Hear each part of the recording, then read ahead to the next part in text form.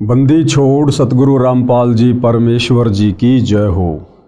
परमपिता परमात्मा सारी सृष्टि के रचनहार कुल मालिक असंख्य ब्रह्मांडों के स्वामी जगत गुरु तीनों लोकों में प्रवेश करके सबका धारण पोषण करने वाले राजाधीराज आत्माधार नाथों के नाथ देवों के देव महादेव सर्वेश्वर महेश्वर मृत्युंजय अजरो अमर आदि अनादि सनातनी प्रभु जगत पिता जगदीश्वर श्री श्री 1008 की उपाधि के वास्तविक अधिकारी अकाल मूर्त शब्द स्वरूपी राम वासुदेव सर्वगतम ब्रह्म परम पूज्य प्रथम पूज्य परम संत परम पुरुष परम धनी परम दयालु सत्य कबीर हक्का कबीर अल्लाहु कबीर अल्लाहु अकबर बाखबर अल्लाह ताला जगत के तारणहार जगत के मुक्तिदाता जगत के जगन्नाथ हारे के सहारे हिंदुओं के राम मुसलमानों के अल्लाह सिखों के वाहिगुरु ईसाइयों के मसीह दया के सागर दयानिधि करुणा के सागर करुणानिधि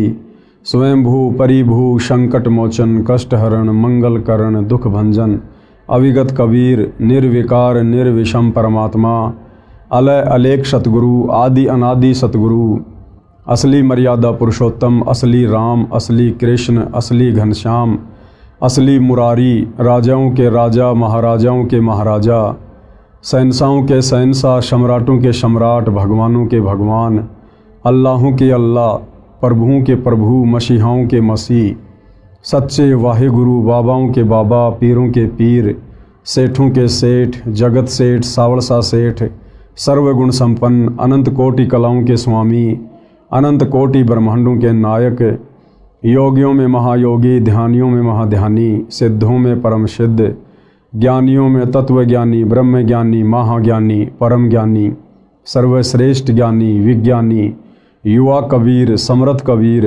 असमवात अमित ओझा सच्चे रहनुमा करीम अल्लाह सुभान अल्लाह दुनिया के अंतिम पैगंबर 8 सितंबर 1951 से गांव धनाना जिला सोनीपत हरियाणा भारतवर्ष की पावन भूमि पे प्रकट रियल कल की भगवान श्री नारायण साकार हरि श्री बाबा साहेब नूर अनंत परमात्मा सच्चे दरवेश सच्चे बाखबर संत श्रोमणी सतगुरु रामपाल जी परमेश्वर जी के चरण कमल में साध संगति से जुड़े हुए देश विदेश से आप और हम सभी सत्सेवक भाई बहनों का अनंत कोटि दंडोत प्रणाम।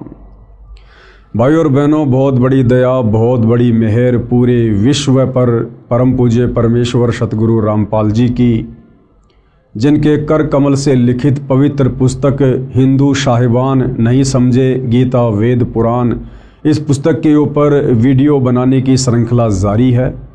इसी श्रृंखला में आज हमारा ये दूसरे नंबर का वीडियो है और यह पवित्र पुस्तक हिंदू साहिबान नहीं समझे गीता वेद पुराण विशेषकर हिंदू समाज से जुड़े भाई बहनों के लिए वरदान सिद्ध होगी अध्यात्म को जानने और पहचानने के मार्ग में।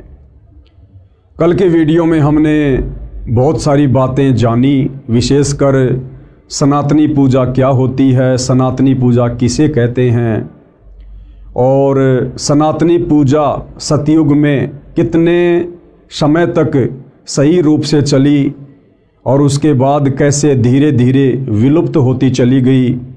आगे चलकर वही सनातन धर्म अनेक पंथों में विभाजित हो गया, जातियों और संप्रदायों में विभाजित हो गया और वर्तमान समय में सनातनी पूजा पूरी तरह से लुप्त हो चुकी है और पुनः सनातनी पूजा का उत्थान करने के लिए सतलोक से चलकर स्वयं कबीर साहेब सतगुरु रामपाल जी के नाम से धरती पर प्रकट होकर उसी सनातनी पूजा को पुनः लागू कर रहे हैं और निसंदेह 2028 के बाद वह सनातनी पूजा आदि सनातनी पूजा पूरे विश्व में एक बार पुनः लागू होगी।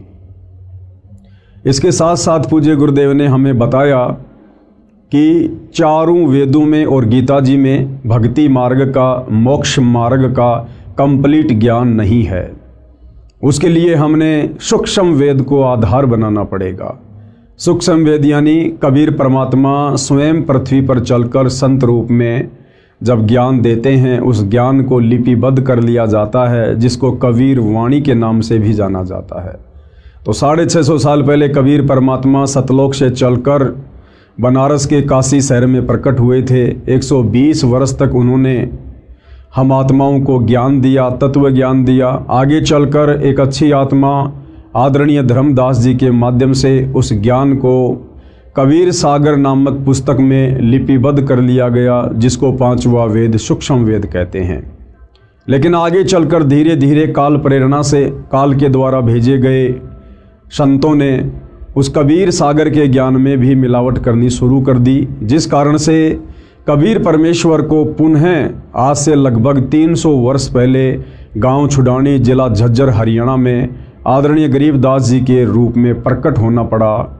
एक सांसारिक जीवन उन्होंने जिया। हालांकि परमात्मा कभी किसी माँ के गर्भ से जन्म लेकर नहीं आता है, लेकिन समर्थ उसको कहते हैं जो कुछ भी लीला कर सकता है। तो हम जीव आत्माओं की चरम दृष्टि को धोखा देते हुए कबीर परमेश्वर स्वयं गरीबदास जी के रूप में प्रकट हुए। उन्होंने एक मुँह बोली माँ बनाई, एक मुँह बोला पिता बनाया, और इस अध्यात्म को पुनः उन्होंने जीवित किया। और अंत में सतलोक जाने से पूर्व उन्होंने 24,000 वाणियों से युक्त एक नए सूक्ष्म वेद सदग्रंथ साहिब की रचना करवाई, जिस सूक्ष्म वेद को आधार बनाकर आज सतगुरु रामपाल जी हम आत्माओं को वह ज्ञान समझा रहे हैं। तो आज की वीडियो में भाई और बहनों हम शुरुआत करेंगे कि आदरणीय गरीबदास जी कौन थे, और गरीबदास जी ने जो ज्ञान दिया है उस परमेश्वर के विषय में कि वो परमात्मा कौन है, कैसा है, कहाँ रहता है, कैसे मिलता है। तो इसका प्रमाण हमारे वेदों में, गीता जी में कहाँ कहाँ है। आज हम इन सभी बातों को ध्यानपूर्वक सुनेंगे। तो चलिए शुरू करते हैं गुरुदेव भगवान के आशीर्वाद से। संत गरीबदास जी को 10 वर्ष की आयु में परमात्मा सर्वोपरि लोक सनातन परम धाम यानी सतलोक से आकर गांव छुडानी, जिला झज्जर, हरियाणा में मिले थे। उनकी आत्मा को ऊपर ले गए जहां परमात्मा रहता है। जिस प्रकार कबीर जी 650 साल पहले बेई नदी पर सिख धर्म के प्रवर्तक आदरणीय नानक जी को मिले और नानक जी की आत्मा को शरीर से निकाल कर सतलोक लेकर गए, सचखंड लेकर गए, उन्हें सब कुछ दिखाया, सृष्टि रचना से परिचित करवाया, ब्रह्मा विष्णु महेश के लोक दिखाए, 33 करोड़ देवी देवता दिखाए, पूरी सृष्टि का मैनेजमेंट किस प्रकार से चलता है, उन्हें हर प्रकार की बातों से परिचित करवाकर तीसरे दिन वापस उनके शरीर में बेई नदी के पास छोड़ा। ठीक इसी प्रकार वही कबीर परमात्मा अपना डबल रोल करते हुए आप और हम आत्माओं को अध्यात्म ज्ञान समझाते हुए पहले तो गरीबदास जी के रूप में धरती पर शिशु रूप में प्रकट हो जाते हैं, और जब गरीबदास जी के रूप में कबीर परमात्मा 10 वर्ष के होते हैं, उसके बाद अपने दूसरे रूप में जिंदा बाबा वाले रूप में गरीबदास जी को मिलते हैं और सांसारिक लोक दिखावे में गरीबदास जी की आत्मा को निकाल कर सतलोक लेकर जाते हैं। और नानक जी की तरह उन्हें भी हर प्रकार की बातों से, सृष्टि रचना से, देवी देवताओं की स्थिति से, सर्व ब्रह्मांडों से धर्मराज के दरबार में ले जाकर सब कुछ दिखाकर कंप्लीट अध्यात्म ज्ञान उन्हें देते हैं, उनका ज्ञान योग खोलते हैं और वापस गरीबदास जी को उसी शरीर में छोड़ देते हैं। उसके बाद गरीबदास जी ने 24,000 वाणियों युक्त सदग्रंथ साहिब की रचना की। उनकी आत्मा को ऊपर ले गए जहां परमात्मा रहता है।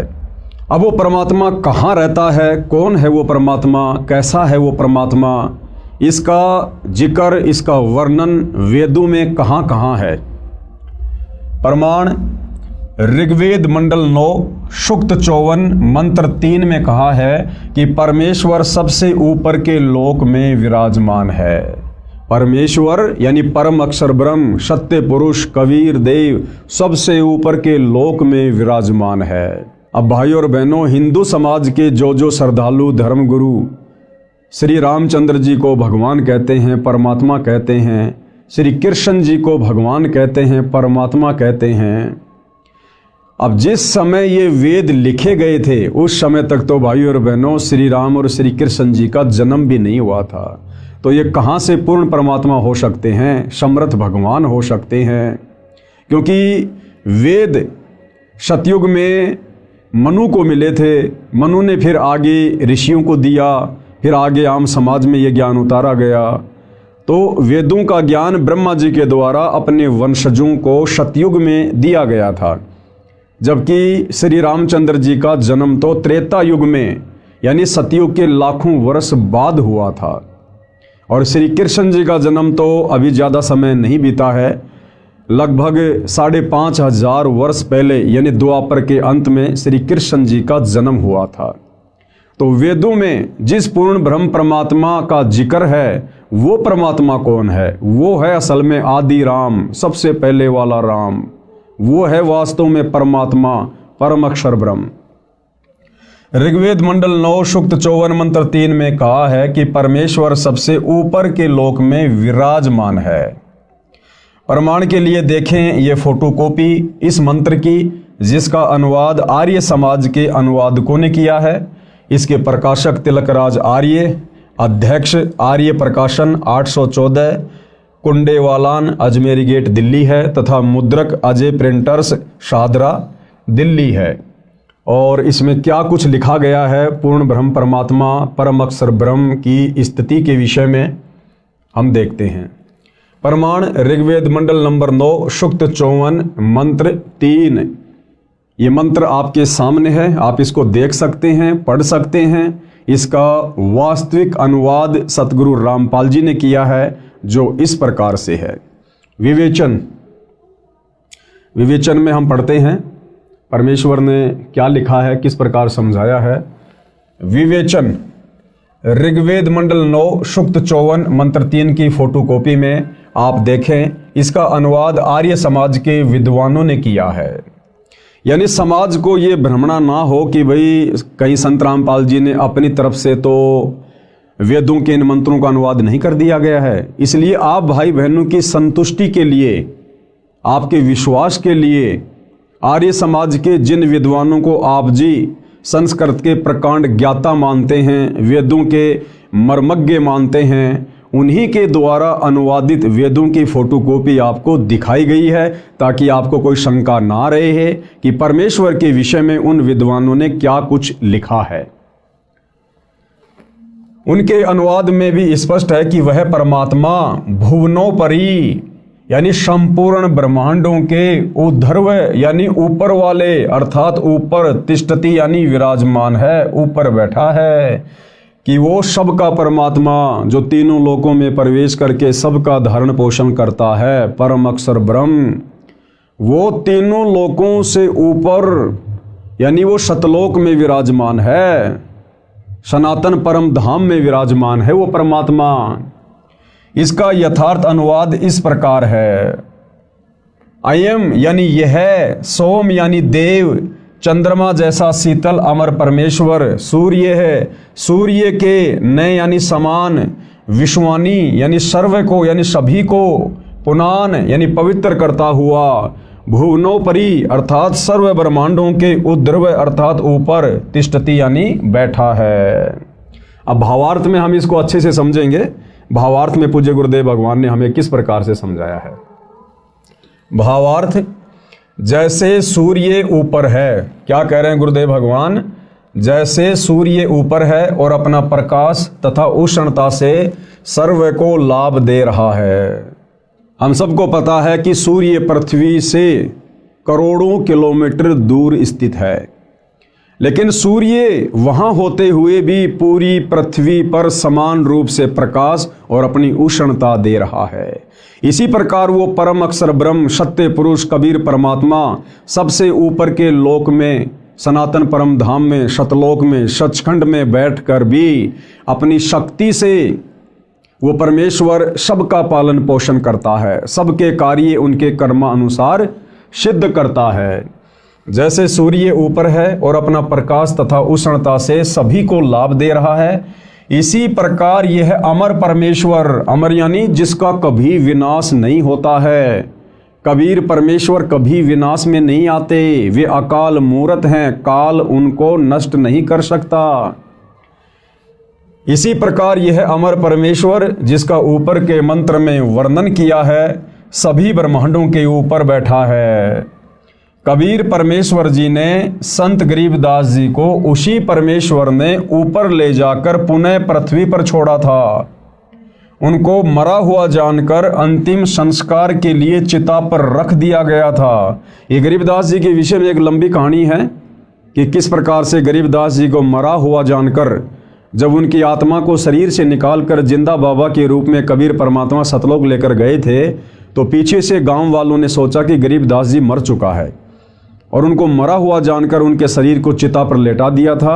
उसी समय सतलोक में बैठे परमात्मा ने कहा कि गरीबदास देख, तेरे शरीर को मरा हुआ जानकर तुझे जलाने जा रहे हैं बेटा, वो तेरे शरीर को नष्ट कर देंगे, अब तू तुरंत नीचे जा। और कबीर परमात्मा ने सेकंडों में सतलोक से, जिस सतलोक की दूरी पाताल लोक से 16 शंख कोश है, एक सेकंड के अंदर कबीर परमेश्वर ने अपनी शक्ति से गरीबदास जी के शरीर में वापस आत्मा प्रवेश करवा दी। उनको मृतक जानकर अंतिम संस्कार के लिए चिता पर रख दिया था। अचानक जीवित हो गया। फिर 51 वर्ष जीवित रहे, कुल 61 वर्ष जीवित रहे। उनको परमात्मा ने संपूर्ण अध्यात्म ज्ञान यानी तत्व ज्ञान यानी सूक्ष्म वेद यानी 5वां वेद जो ज्ञान देने के लिए परमात्मा सतलोक से आते हैं, जो मुक्ति का ज्ञान चारों वेदों में नहीं है, गीता जी में नहीं है, वो 5वां वेद सूक्ष्म वेद जिसको तत्व ज्ञान कहते हैं, वो सारा का सारा ज्ञान परमात्मा ने आदरणीय गरीबदास जी के हृदय में प्रवेश कर दिया था और उनका ज्ञान योग खोल दिया था। उनका ज्ञान योग खोल दिया। उसके पश्चात संत गरीबदास जी ने बताया कि कुल का मालिक एक है।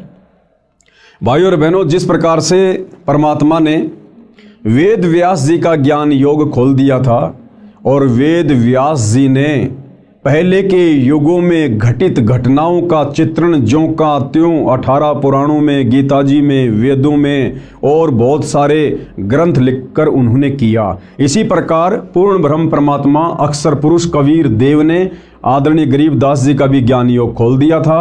और आदरणीय गरीबदास जी आज से पहले का और आगे होने वाली घटनाओं का सब कुछ वो जान सकते थे और देख सकते थे। संत गरीबदास जी ने बताया कि कुल का मालिक एक है, क्योंकि गरीबदास जी भाइयों और बहनों कबीर परमात्मा के साथ जाकर पूरी सृष्टि के ज्ञान से परिचित हो चुके थे। सतलोक जाने के बाद परमात्मा ने उनको नीचे ब्रह्मा जी का लोक दिखाया, विष्णु जी का लोक दिखाया, क्योंकि सतलोक जाने के बाद आत्मा की हृदय वाली आंखें खुल जाती है, दिव्य दृष्टि खुल जाती है। सतलोक में बैठे बैठे ये जीव यहाँ का सब कुछ बिल्कुल स्पष्ट रूप से देख सकते हैं, जिस प्रकार हम दूरबीन से बहुत दूर की वस्तु भी साफ साफ देख सकते हैं।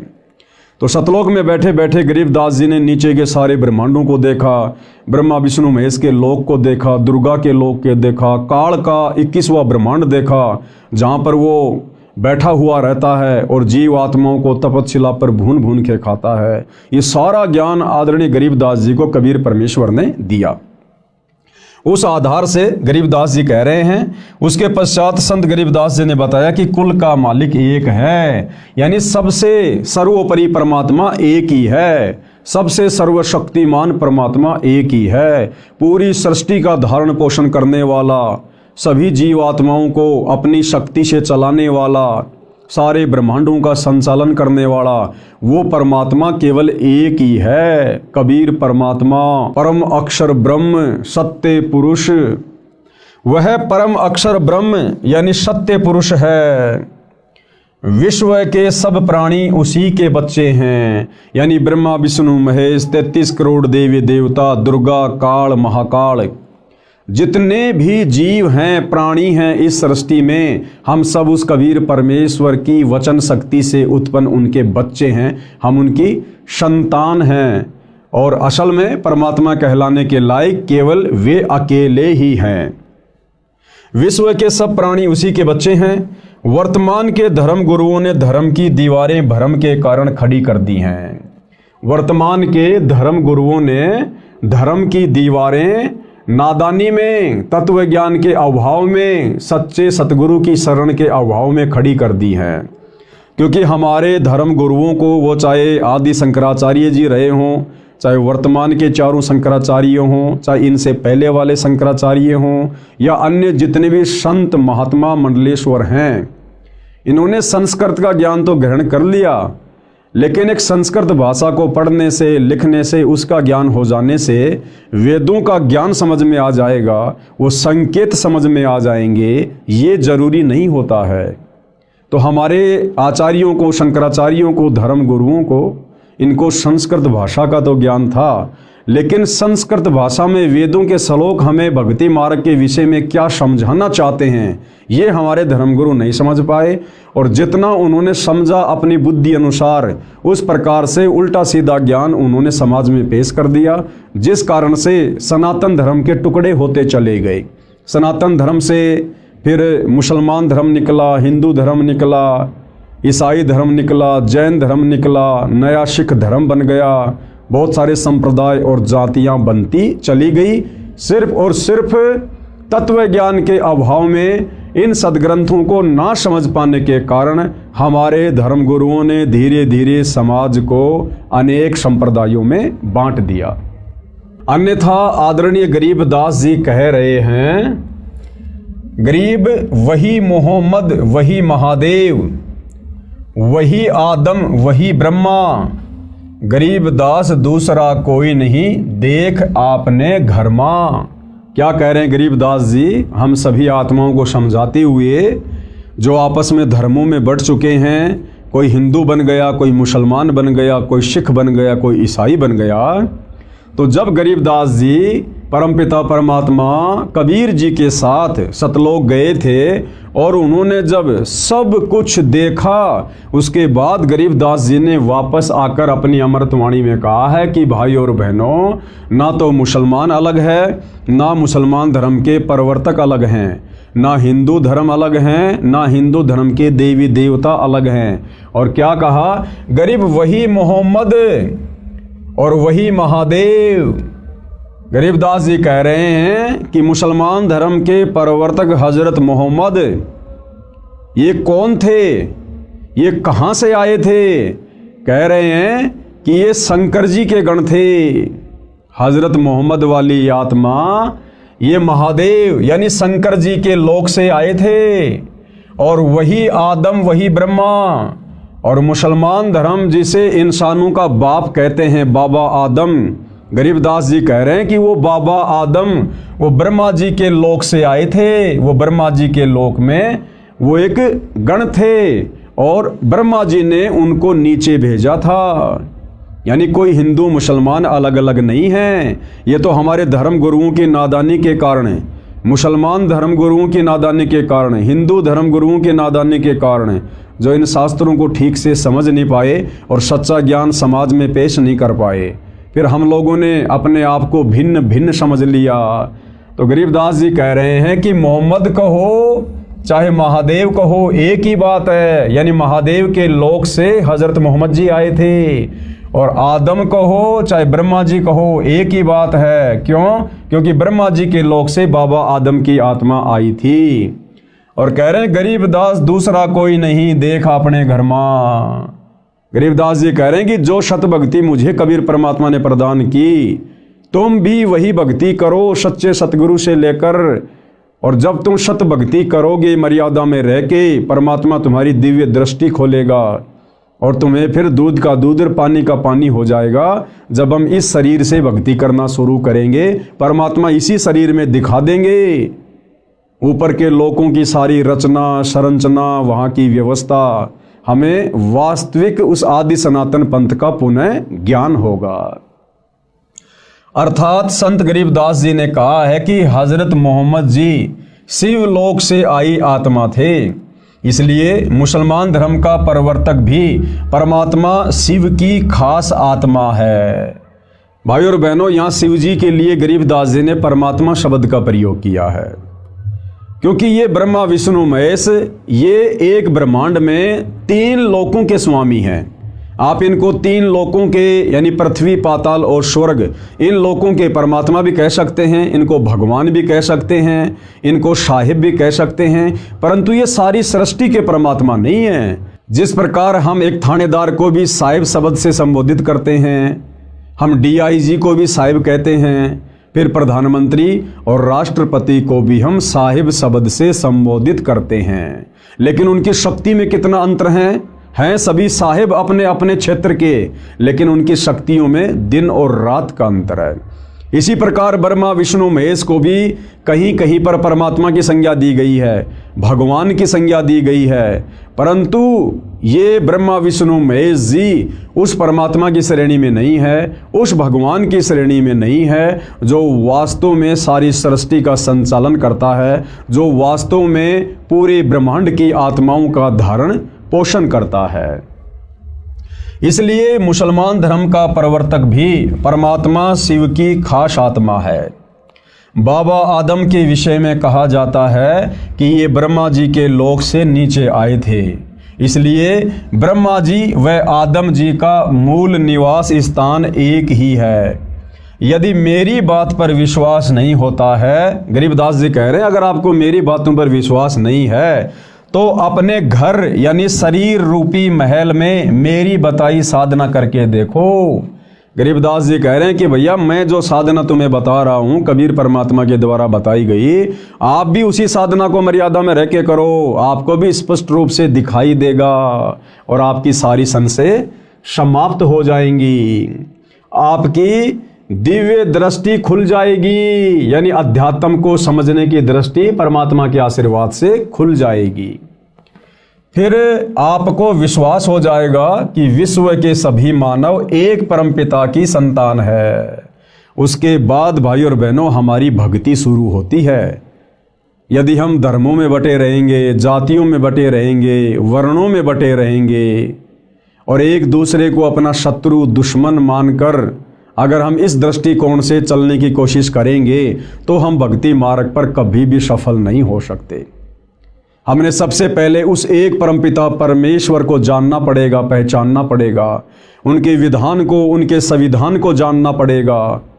उसके बाद हम निर्विरोध रूप से ये भक्ति कर सकते हैं, निसंशय होकर हम ये भक्ति कर सकते हैं। अन्यथा हमेशा हमारे मन में काल प्रेरणा से शंकाओं के बीज पनपते ही रहेंगे। विचार करो, मुसलमान धर्म की शुरुआत यानी स्टार्टिंग हजरत ईसा जी के जन्म से लगभग 450 वर्ष पश्चात हुई है, यानी आज से लगभग 2500 वर्ष पहले ईसाई धर्म के प्रवर्तक हजरत ईसा जी का जन्म हुआ था और हजरत ईसा के जन्म के लगभग 450 वर्ष बाद मुसलमान धर्म के प्रवर्तक हजरत मोहम्मद जी का जन्म हुआ था। उसके बाद इस्लाम धर्म की शुरुआत हुई थी।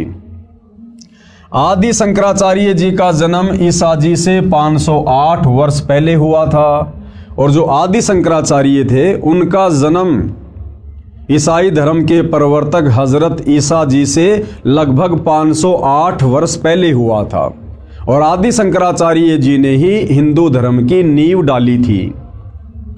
आदि शंकराचार्य जी का जन्म ईसा जी से 508 वर्ष पहले हुआ, जिसने सनातन धर्म यानी पंथ को हिंदू नाम भी दिया।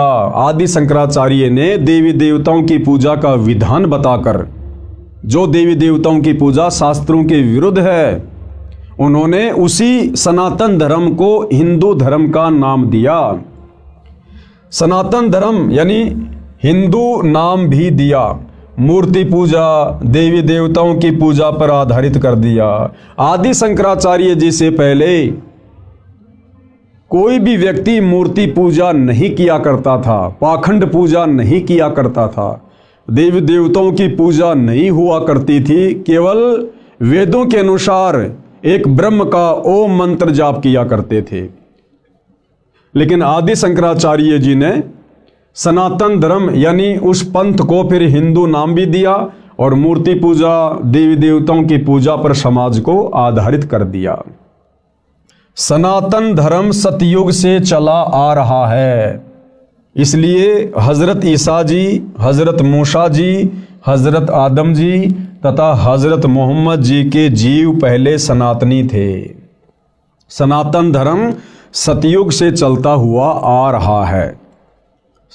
सतयुग से कैसे? यानी हमारे जितने भी पूर्वज थे वो सभी वेदों के अनुसार साधना किया करते थे, धर्म कर्म किया करते थे। और जो व्यक्ति वेदों के अनुसार साधना करते हैं उनको सनातनी कहते हैं, सनातनी। तो ये जो सनातनी पूजा है ये सतयुग से चलती हुई आ रही थी। और हजरत मोहम्मद जी, हजरत ईसा जी, आदि शंकराचार्य जी, बाबा आदम जी, इन सभी जीवों की आत्माएं पहले के युगों में भी थी, क्योंकि जब तक हमारा पूर्णतया मोक्ष नहीं हो जाता है तब तक आत्मा शरीर धारण करती रहती है, कभी मनुष्य का तो कभी 84 लाख योनियों में पशु और पक्षियों का। तो गुरुदेव भगवान कहना ये चाह रहे हैं कि नादान आत्माओं, ये सनातनी पूजा, ये सनातन धर्म सतयुग से चलता हुआ आ रहा है। और इस सनातन धर्म के टुकड़े हुए आदि शंकराचार्य के बाद लगभग आज से 3200 साल पहले आदि शंकराचार्य जी का जन्म हुआ। उसके बाद हिंदू धर्म बना, उसके बाद ईसाई धर्म बना, उसके बाद मुसलमान धर्म बना, उसके बाद जैन और सिख धर्म बना। लेकिन आज से 3200 साल पहले यदि हम नज़र डालें तो केवल सनातनी पूजा हुआ करती थी, वेदों के अनुसार साधना हुआ करती थी। और 3200 साल पहले ना कोई हिंदू धर्म था, ना कोई मुसलमान धर्म था, ना कोई सिख था, ना कोई ईसाई था, ना कोई जैनी, ना कोई यहूदी, ना कोई मंगोली। तो विचार करने की बात यह है कि जो लोग ईसा को अपना इष्ट मानते हैं, अपना रब्बी मानते हैं, अपना गुरु मानते हैं और ईसा मसीह के पद चिन्हों पर चल रहे हैं, उन लोगों को विचार करना चाहिए कि आज से 3200 साल पहले यानी ईसा जी के जन्म से 508 वर्ष पहले भाई ईसाई धर्म का कहीं कोई नामो निशान भी नहीं था। और ईसा जी के उससे पहले भी मनुष्य जन्म होते हुए आ रहे हैं सतयुग से। तो आज से पहले ईसा जी कौन थे? सनातनी थे। इसी प्रकार मुसलमान धर्म के लोग हजरत मोहम्मद जी को अपने धर्म का प्रवर्तक मानते हैं। तो मुसलमान धर्म के व्यक्तियों को विचार करना चाहिए कि मुसलमान धर्म की शुरुआत तो लगभग 1400-1500 वर्ष पहले हुई है। और उससे पहले जो भी व्यक्ति थे, जो भी हमारे पूर्वज थे या मुसलमानों के पूर्वज थे, वो सभी सनातनी थे, वेदों के अनुसार साधना किया करते थे। 3200 साल पहले कोई मुसलमान धर्म नहीं था। तो सबको विचार करना चाहिए कि हम सब एक परमपिता परमात्मा के बच्चे हैं, हम सबका एक ही धर्म है, मानव धर्म। जिसके अंदर इंसानियत है, मानवता है, वो व्यक्ति धार्मिक है। और हमारी कोई जाति नहीं है, हम सब जीव हैं, जीव। कल को शरीर छूटने के बाद अगर भक्ति सही नहीं बनी तो 84 लाख योनियों में जाकर अन्य प्राणियों के शरीर धारण करेंगे। फिर 84 लाख योनियों का चक्कर काटने के बाद एक मनुष्य जन्म मिलेगा। और वो मनुष्य जन्म ना जाने फिर किस धर्म में मिल जाए, किस जाति में मिल जाए। जरूरी नहीं है कि मुसलमान धर्म का व्यक्ति मुसलमान धर्म में जन्म लेगा, हिंदू धर्म का व्यक्ति हिंदू धर्म में ही जन्म लेगा।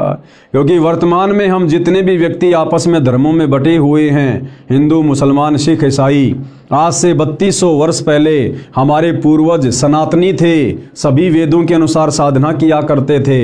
हम सब के संस्कार आपस में रले मिले हैं। तो भाइयों और बहनों, हमने इस सत्य आध्यात्मिक ज्ञान को समझकर, पहचान कर, इतिहास में नज़र डालकर, उसके बाद आप और हमने सतगुरु रामपाल जी से सत उपदेश लेकर ये सत भक्ति शुरू करनी चाहिए। जिस सत भक्ति के करने से हमारी आत्मा का कल्याण होगा। फिर हमने ना कभी हिंदू बनना, ना मुसलमान बनना, ना सिख बनना, ना ईसाई बनना, ना इस गंदे लोक में जन्म मरण के चक्कर में पड़े रहना, ना हमने गधे कुत्ते सूअर की योनियों में जाना, ना हमने नरक भोगना। हम उस परम अक्षर ब्रह्म सत्य पुरुष कबीर देव के साथ में, जिस कबीर देव ने आदरणीय गरीबदास जी को ले जाकर अपना सनातन परम धाम सतलोक दिखाया, जिस परम अक्षर ब्रह्म कबीर देव ने बेई नदी से आदरणीय नानक जी की आत्मा को शरीर से निकालकर सचखंड ले जाकर सर्व ज्ञान कराया, सारे लोक दिखाए, वहाँ के सुख दिखाए, वहाँ के ठाट बाट दिखाए, सतलोक में रहने वाली आत्माओं से मिलाया, उनके कितने सुंदर शरीर हैं, कैसा उनका परिवार है, कितने वहाँ पर ठाट बाट है। उसके बाद नानक जी ने नीचे आकर बखूबी उसका वर्णन किया और गरीबदास जी ने भी किया। तो इस प्रकार से भाई और बहनों, वर्तमान में हमने पुनः सनातन की ओर चलना होगा, हमने उसी सनातनी पूजा को अपनाना होगा और तभी आप और हमारा मोक्ष संभव है। अन्यथा खाली जुबान से सनातन की बात करने वाले वर्तमान के साधु संत महात्मा, इनको भाई और बहनों सनातन के सह का भी ज्ञान नहीं है। तो क्या कह रहे हैं गुरुदेव भगवान? इसलिए विश्व के सब प्राणी एक परमात्मा के बच्चे हैं, कबीर परमात्मा के बच्चे हैं, उस परम अक्षर ब्रह्म के बच्चे हैं, सत्य पुरुष के बच्चे हैं। हम जितनी भी आत्माएं हैं, ब्रह्मा विष्णु महेश से लेकर गधे कुत्ते सूअर, हम इंसान, हम सब उसी एक परमपिता परमेश्वर के बच्चे हैं। आगे पूज्य गुरुदेव भगवान क्या कह रहे हैं अपने विषय में जानकारी देते हुए? मेरा यानी रामपाल दास का विचार यह है कि जीव हमारी जाति है, मानव धर्म हमारा, हिंदू मुस्लिम सिख ईसाई धर्म नहीं कोई न्यारा। गुरुदेव भगवान क्या कह रहे हैं कि जीव हमारी जाति हैं, कि भाई हम सब जीव हैं। आज भले कोई प्रधानमंत्री बना है, कोई राष्ट्रपति बन के बैठा है, या ऊपर के लोकों में देवी देवता बन के बैठे हैं, ब्रह्मा विष्णु महेश की पोस्ट पर बैठे हैं, हम सब जीव हैं।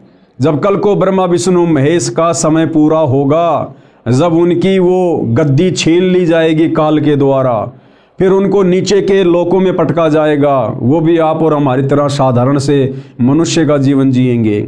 और यदि उस मनुष्य जीवन में उनको सच्चा सतगुरु नहीं मिला, तो फिर से उन्हीं ब्रह्मा विष्णु महेश जी की आत्माओं को 84 लाख योनियों में गधे कुत्ते के शरीरों में कष्ट भोगना पड़ेगा। तो कहने का मतलब है हम सब जीव हैं, जीव। परमात्मा केवल एक ही है सृष्टि में, कबीर देव परम अक्षर ब्रह्म। तो परम पूज्य गुरुदेव सतगुरु रामपाल जी का यह नारा है कि जीव हमारी जाति है, यानी हमने इस प्रकार से अपने अभिमान अहंकार को त्याग देना चाहिए कि भाई हमारी कोई औकात नहीं है। आज यहाँ भले कोई 5 साल के लिए 10 साल के लिए प्रधानमंत्री बन के बैठा है, उसकी तूती बोल रही है, उसकी महिमा बोल रही है, उसके हाथों में सारी पावर है, शक्ति है, लेकिन कब तक? जिस दिन उसको प्रधानमंत्री के पद से हटा दिया जाएगा, वो शक्ति उसके हाथों में नहीं रहेगी। और जिस दिन उसका शरीर छूट जाएगा, उसकी मृत्यु हो जाएगी, फिर यम के दूत उसकी गर्दन पकड़ कर लेके जाएंगे, यदि उस प्रधानमंत्री ने सच्चा सतगुरु बनाकर सत भक्ति नहीं की तो। और फिर वो जीव संज्ञा में आ जाएगा, फिर उसको नरक भी भोगना पड़ेगा, उसको 84 लाख योनियों में पशु पक्षियों के जन्म भी भोगने पड़ेंगे। इसलिए गुरुदेव कहते हैं कि अजीव ने कभी भी अभिमान नहीं करना चाहिए। जीव हमारी जाति है और मानव धर्म हमारा, और जिसके अंदर नेक नीति है, मानवता है, इंसानियत है, दया धर्म है, कहते हैं यही सबसे बड़ा धर्म है। ये हिंदू मुस्लिम सिख ईसाई ये कोई धर्म नहीं है, ये तो हमारे धार्मिक गुरुओं की नादानी के कारण आपस में समाज बटा हुआ है और हमने एक दूसरे को अपना शत्रु मान लिया है। हिंदू मुस्लिम सिख ईसाई धर्म नहीं कोई न्यारा। अध्यात्म ज्ञान विज्ञान से सिद्ध करता हूं कि विश्व के प्राणी एक परमात्मा के बच्चे हैं, जो उस अपने पिता के पास जाने के लिए इच्छुक हैं। देखो भाई और बहनों, चाहे सतयुग में कोई भक्ति कर रहा था, तप कर रहा था, साधना कर रहा था, चाहे त्रेता में, चाहे द्वापर में, चाहे कलयुग के वर्तमान समय में, हर प्राणी इसी चाहत में भक्ति करता है कि मेरे को सदा के लिए सुख हो जाए। भाई और बहनों, हम देखते हैं बहुत सारी सीरियल में, बहुत सारी धार्मिक पुस्तकों में कि भाई हिरण्यकश्यप ने ब्रह्मा जी की साधना की, भस्मासुर ने शंकर जी की साधना की, विश्वामित्र जी ने साधना की, अन्य बड़े बड़े तपस्वियों ने साधना की, और उन्होंने ब्रह्मा जी को प्रसन्न किया, किसी ने विष्णु जी को, किसी ने शंकर जी को, किसी ने माता जी को। और जब वो देव उनके सामने उपस्थित होते थे, प्रकट होते थे उनकी साधना के प्रतिफल में विवश होकर उनको वरदान देने के लिए, तो भाई और बहनों आप ध्यान दीजिएगा, जब वो कहते थे कि मांगो वत्स तुम्हें क्या चाहिए, तुम्हारी साधना से मैं अति प्रसन्न हूँ, तो सबसे पहले वो यही मांगा करते थे कि हे भगवान मुझे वरदान दीजिए कि मैं अमर हो जाऊं। मैं किसी के भी मरने में ना आऊं, मुझे मारने में कोई भी सक्षम ना हो, मुझे फला फला राज्य अखंड प्राप्त हो जाए। तो वो ब्रह्मा विष्णु महेश यही कहा करते थे कि भाई ये हम नहीं कर सकते। इस सृष्टि में ना कोई अमर है, ना कोई अमर था, ना कोई अमर रहेगा। कौन सी सृष्टि में? काल के 21 ब्रह्मांड वाली सृष्टि में। फिर वो दूसरा वरदान मांगा करते थे कि ठीक है, मैं दिन में मरूं ना रात में मरूं, सुबह मरूं ना शाम में मरूं। इस प्रकार अपनी कल्पनाओं के आधार से वरदान वगैरह मांग लिया करते थे। और हम सबको पता है भाई और बहनों, अंत में उस हिरण्यकश्यप का अंत भगवान ने नरसिंह रूप धारण करके किया। तो इसी प्रकार से भाई और बहनों, जो भी साधु संत महात्मा या आम प्राणी भक्ति साधना करते हैं, उस साधना के प्रतिफल में उनकी यही इच्छा होती है कि मुझे सदा सदा का सुख हो जाए, मेरी कभी मृत्यु ना हो। लेकिन भाई इस 21 ब्रह्मांड में, इन 3 लोकों में, इस काल के लोक में हम चाहे कितनी साधना कर लें, यहाँ की उत्तम साधना है काल की, ब्रह्म की, जो गीता अध्याय 8 श्लोक नंबर 13 में वर्णन है कि ओम इति एक अक्षर ब्रह्म व्यवहारण माम अनुशमरण ये प्रयाति तजन देहम सयाति परमाम गतम। गीता का ज्ञान देने वाला भगवान ये ब्रह्म कह रहा है कि भाई मैं तो ब्रह्म लोक में रहता हूँ और मेरी साधना करने वाला ओम नाम के साथ में वो ब्रह्म लोक में आ जाता है। और गीता अध्याय 8 श्लोक नंबर 16 में फिर कह रहा है कि ब्रह्म लोक पर्यंत सर्व प्राणी पुनरावर्ती में हैं। यानी मेरे ब्रह्म लोक में आकर भी ये जीवात्मा अमर नहीं है, सदा का सुख नहीं भोग सकती, वहाँ से भी इसको नीचे जाना पड़ेगा। जब इसकी भक्ति कमाई समाप्त हो जाएगी, फिर ये लक 84 में जाएगा, गधा कुत्ता सुअर बनेगा, जन्मेगा, मरेगा। तो भाई और बहनों, वो परम शांति कहाँ मिलेगी? वो शाश्वत स्थान कहाँ है जहाँ जाने के बाद फिर कभी हमारी मृत्यु नहीं होती है, कभी हमसे वो सुख छीने नहीं जाते हैं? वो है सतलोक, सचखंड। तो क्या कह रहे हैं गुरुदेव भगवान कि विश्व के प्राणी एक परमात्मा के बच्चे हैं, यानी कबीर परमात्मा के, परम अक्षर ब्रह्म के, जो उस अपने पिता के पास जाने के इच्छुक हैं, उसी के पास जाने के लिए भिन्न भिन्न भक्ति के उपाय कर रहे हैं। कोई मंदिर में जाता है, कोई मस्जिद में जाता है, कोई चर्च में, कोई गुरुद्वारे में। अब संत गरीबदास जी की वाणी के आधार से विश्व के मानव की एकता को जानते हैं।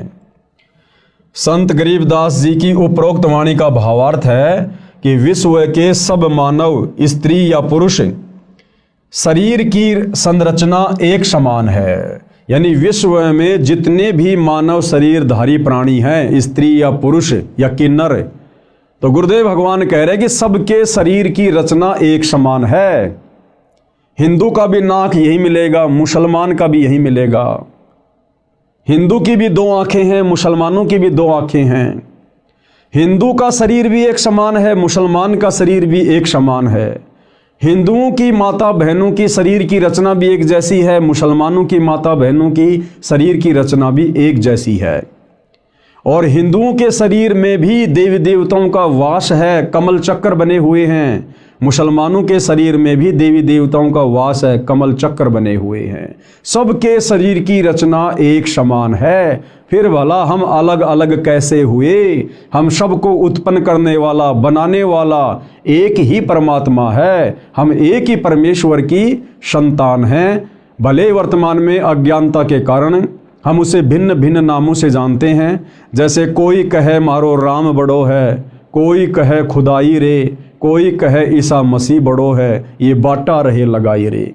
मुसलमान कहते हैं हमारा अल्लाह बड़ा है, हिंदू कहते हैं हमारा राम बड़ा है, ईसाई कहते हैं हमारा ईसा मसीह बड़ा है। कहते हैं हम तो नादान बच्चों की तरह अपने एक परमपिता परमेश्वर को आपस में बांटे हुए हैं, असल में वो एक ही है। संत गरीबदास जी की उपरोक्त वाणी का भावार्थ है कि विश्व के सब मानव, स्त्री पुरुष के शरीर की रचना एक समान है। प्रत्येक मानव, स्त्री पुरुष के शरीर में कमल दल यानी कमल चक्र बने हैं। मानव शरीर में ही मोक्ष प्राप्त किया जा सकता है। मोक्ष प्राप्ति यानी उस लोक में जाने का एक ही मार्ग है। कौन से लोक में? सतलोक में जाने का एक ही मार्ग है, एक ही रास्ता है, एक ही भक्ति है, जिसमें परमात्मा यानी परम अक्षर ब्रह्म कबीर देव निवास करता है। वह स्थान वह परम पद है जिसके विषय में गीता अध्याय 15 श्लोक 4 में वर्णन है। कहा है कि तत्व ज्ञान प्राप्त होने के पश्चात, यानी गीता अध्याय 4 श्लोक 34 में गीता का ज्ञान देने वाला भगवान जो अर्जुन को कह रहा था कि अर्जुन, अगर तुझे उस परम पद की खोज करनी है, तुझे यदि उस शाश्वत स्थान में जाना है, सदा सदा का सुख भोगना है, तो तू किसी तत्वदर्शी संत की खोज कर ले। उस तत्वदर्शी संत को प्रसन्न कर, उसको दंडवत कर, उसके बाद वो तत्वदर्शी संत तुझे तत्व ज्ञान का उपदेश करेगा। तो ये वही बात यहाँ कही जा रही है। गीता अध्याय 15 श्लोक 4 में कहा है कि तत्व ज्ञान प्राप्त होने के पश्चात परमेश्वर के उस परम पद की खोज करनी चाहिए। परमेश्वर कौन? कबीर जी, परम अक्षर ब्रह्म सत्य पुरुष। और उनका वो परम पद क्या है? सतलोक, सचखंड। कहते फिर उस सचखंड की खोज करनी चाहिए, जहां जाने के पश्चात साधक यानी भगत फिर लौटकर संसार में कभी नहीं आते। यानी उस तत्वदर्शी संत के बताए अनुसार साधना करके ये प्राणी फिर वापस जन्म मरण में इस लोक में नहीं रहता है, गधा कुत्ता सुअर नहीं बनता है, दुख नहीं भोगेगा सदा सदा के लिए। जैसे आदरणीय नानक जी सतलोक को देख कर आए थे, आदरणीय गरीबदास जी देख कर आए थे, और भी बहुत सारे महापुरुष देख कर आए थे, और उन्होंने वहाँ का बखूबी वर्णन किया। कहते हैं फिर ये साधक उस तत्वदर्शी संत की शरण में जाकर उसके बताए अनुसार साधना करके उस परमपिता परमेश्वर कबीर साहिब के परम पद को प्राप्त हो जाता है, जहाँ जाने के बाद प्राणी वापस लौटकर इस गंदे संसार में नहीं आता है। जहाँ जाने के पश्चात साधक यानी भगत फिर लौटकर संसार में कभी नहीं आते। जिस परमेश्वर से संसार रूप वृक्ष की प्रवृत्ति विस्तार को प्राप्त हुई है, यानी जिसने सृष्टि की उत्पत्ति की है, जो सबका धारण पोषण करने वाला है, उसकी भक्ति करो। जो ब्रह्मा विष्णु महेश का भी धारण पोषण करता है, 33 करोड़ देवी देवताओं का भी धारण पोषण करता है, सृष्टि के प्रत्येक प्राणी का धारण पोषण करता है। कहते हैं तत्वदर्शी संत को गुरु धारण करके उस परमेश्वर की भक्ति करो। तो भाइयों और बहनों, वो परमात्मा परम अक्षर ब्रह्म सत्य पुरुष कबीर देव स्वयं ही अपना ज्ञान बताने के लिए तत्वदर्शी संत की भूमिका करने के लिए पृथ्वी पर एक मनुष्य के रूप में प्रकट होता है, एक संत रूप में, सतगुरु रूप में। और निसंदेह वर्तमान में सतगुरु रामपाल जी पूरी पृथ्वी पर एकमात्र तत्वदर्शी संत हैं। तो सतगुरु रामपाल जी क्या परम शक्ति है, आप भली भांति समझ सकते हैं। और वर्तमान में पूर्ण तत्वदर्शी संत सतगुरु रामपाल जी से उपदेश लेकर ही हम उस परम पद को, सतलोक को प्राप्त कर सकते हैं। दूसरा कोई साधन, कोई विकल्प कहीं भी आपको देखने और सुनने को नहीं मिलेगा। अब आगे गुरुदेव भगवान क्या कह रहे हैं। प्रमाण के लिए पेश है फोटोकॉपी गीता अध्याय 15 श्लोक 4 की, जिसके अनुवादक श्री जयदयाल गोविंदका जी हैं। प्रकाशक व मुद्रक गीता प्रेस गोरखपुर है। अब हम भाई बहनों को कैसे विश्वास हो कि उस परम पद के विषय में गीता जी में कहाँ लिखा हुआ है, क्योंकि आज से पहले तो हमारे किसी भी धर्म गुरु ने इस प्रकार से गीता जी को खोल खोल के, वेदों को खोल खोल के उनके श्लोक नहीं दिखाए, नहीं पढ़ाए। और आज से पहले हमारे पूर्वज अनपढ़ थे, उनको अक्षर ज्ञान नहीं था, उनको पढ़ने लिखने का भी अधिकार नहीं था। और जितने भी हमारे सदग्रंथ थे ये सारे के सारे संस्कृत भाषा में थे, जिस कारण से हमारे पूर्वज इनको समझ भी नहीं सकते थे। तो जैसा हमारे धर्म गुरुओं ने हमारे को धर्म के विषय में बताया, गीता जी के विषय में बताया, वेदों के अंदर क्या ज्ञान है हमें जैसा भी बता दिया गया, हमारे पूर्वजों ने सहर्ष स्वीकार कर लिया।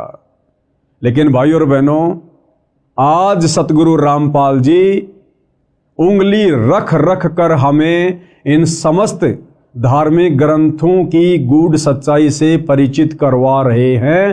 तो वर्तमान में धोखे की किसी प्रकार की कोई शंका नहीं होनी चाहिए। और बुद्धिमान समाज ने भी अपनी आंखों से इन समस्त प्रमाणों को देखकर, सबूतों को देखकर, जो हमारे ही धर्म की पवित्र पुस्तकों में वर्णित है, आप और हमने इस सच्चाई को फिर स्वीकार भी करना चाहिए अपनी आत्मा के कल्याण के लिए।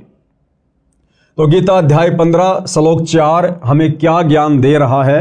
ये गीता प्रेस गोरखपुर से प्रकाशित है और इसके अनुवादक जयदयाल गोविंदका जी हैं। और इसमें क्या कुछ लिखा है भाई और बहनों, हम ध्यान से इस श्लोक को पढ़ते हैं पूज्य गुरुदेव जी के आशीर्वाद से। तो भाई और बहनों, ये श्लोक लिखा हुआ है, आपकी आंखों के सामने है। यदि आपके पास में गीता जी है तो आप जी मिलान कर सकते हैं। जयदयाल गोविंदका जी ने संस्कृत के सामने हिंदी में अनुवाद किया है, आपकी आंखों के सामने है। उसके पश्चात उस परम पद रूप परमेश्वर को भली भांति खोजना चाहिए, जिसमें गए हुए पुरुष फिर लौटकर संसार में नहीं आते, और जिस परमेश्वर से इस पुरातन संसार वृक्ष की प्रवृत्ति विस्तार को प्राप्त हुई है, उसी आदि पुरुष नारायण के मैं शरण हूं। देखो भाई और बहनों, गीता जी का ज्ञान देने वाला भगवान, जिसको पूरा हिंदू समाज भगवान मान चुका था, परमात्मा मान चुका था, गीता का ज्ञान देने वाला भगवान अर्जुन से खुद कह रहा कि अर्जुन मैं भी उसी की शरण में हूं। यानी हम भाई बहन तो अनजाने में गीता का ज्ञान देने वाले भगवान की शरण को उत्तम शरण मान कर बैठे हुए थे, लेकिन गीता जी का ज्ञान देने वाला भगवान तो कह रहा कि अर्जुन, जिस परमपिता परमेश्वर ने इस संसार रूपी वृक्ष की प्रवृत्ति को पैदा किया है, बनाया है सृष्टि को, कहते मैं भी उसी आदि नारायण की शरण में हूं। आदि नारायण यानी सबसे पहले वाला परमात्मा, जिसने सृष्टि बनाई, जिससे पहले कुछ भी नहीं था। कहते हैं उसी आदि पुरुष नारायण के मैं शरण हूं। इस प्रकार दृढ़ निश्चय करके उस परमेश्वर का मनन और नित्य ध्यान करना चाहिए। यानी गीता का ज्ञान देने वाला भगवान भी उसी परमपिता परमात्मा अक्षर पुरुष सत्य पुरुष कबीर देव की भक्ति करने की सलाह दे रहा है। अब आगे क्या कुछ लिखा हुआ है भाई और बहनों, पढ़ते हैं पूज्य गुरुदेव जी के आशीर्वाद से।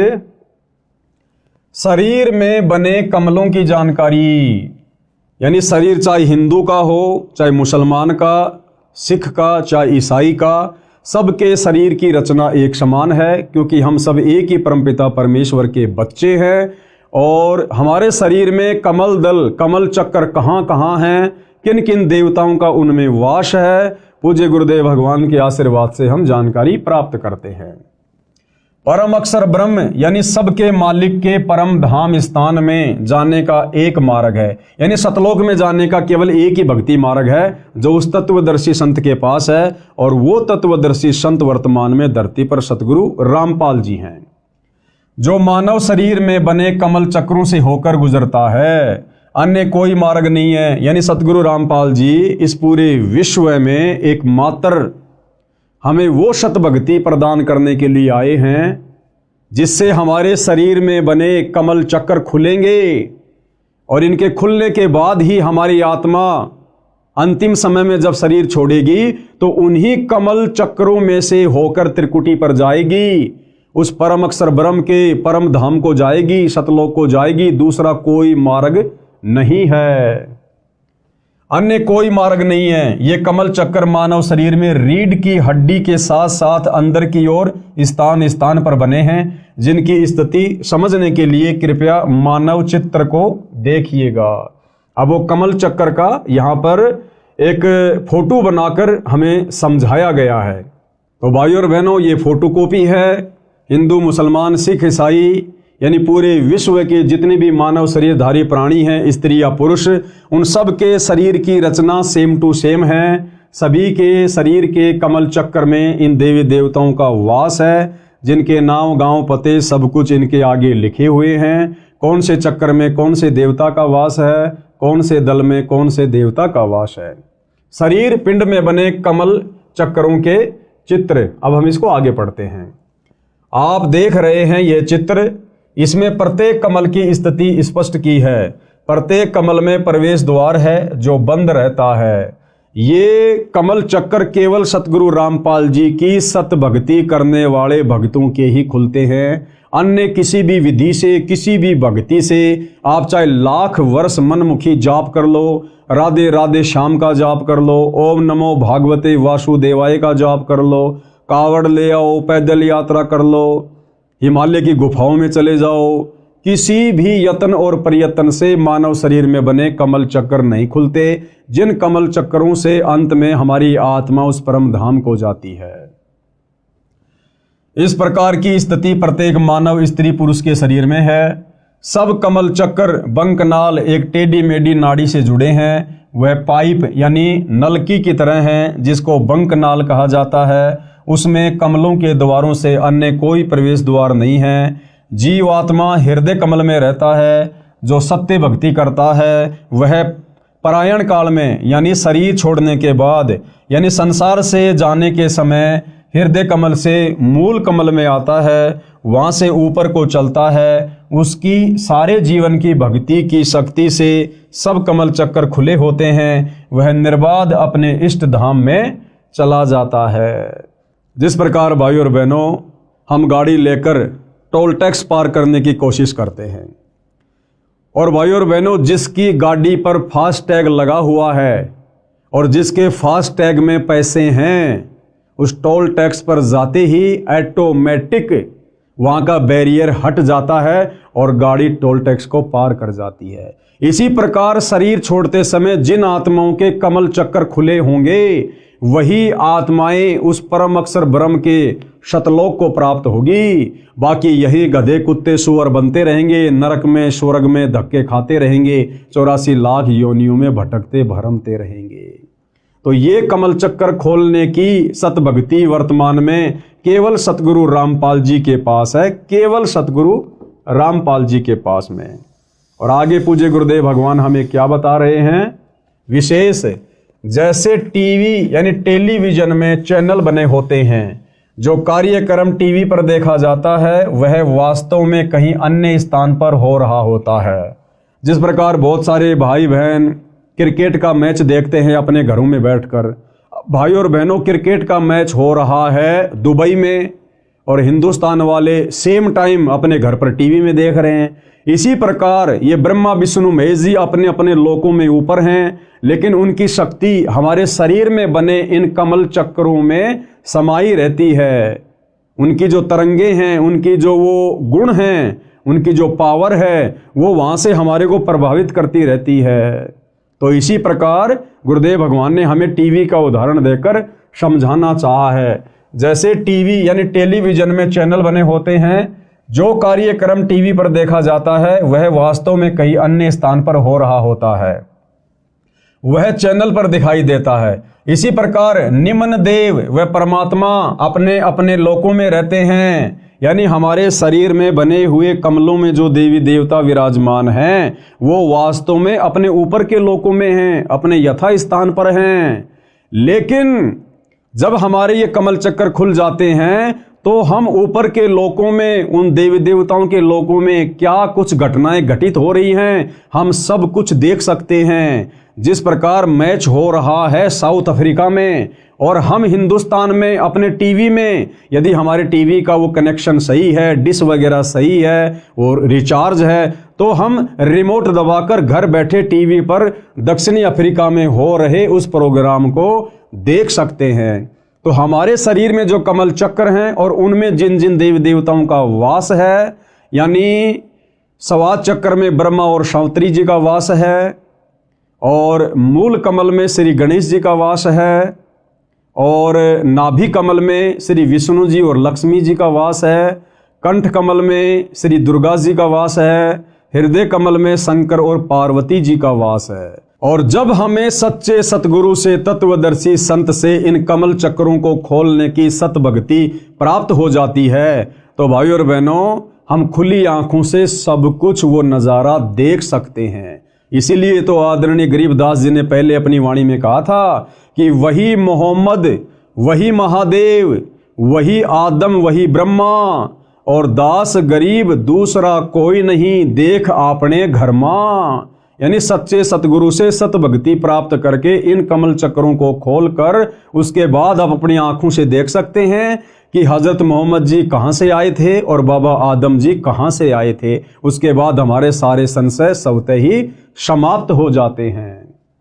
जैसे टीवी यानी टेलीविजन में चैनल बने होते हैं, जो कार्यक्रम टीवी पर देखा जाता है वह वास्तव में कहीं अन्य स्थान पर हो रहा होता है। वह चैनल पर दिखाई देता है। इसी प्रकार निम्न देव यानी शरीर के कमल चक्रों में जो देवी देवता हैं वह परमात्मा अपने अपने लोकों में होते हुए टीवी चैनल की तरह कमलों में दिखाई देते हैं। जैसे सूर्य प्रकाश ऊर्जा यंत्र सोलर सिस्टम पर सूर्य का प्रकाश पड़ने से उसमें ऊर्जा संचित होने लगती है, इसी प्रकार मंत्रों के जाप से कमल खुल जाते हैं।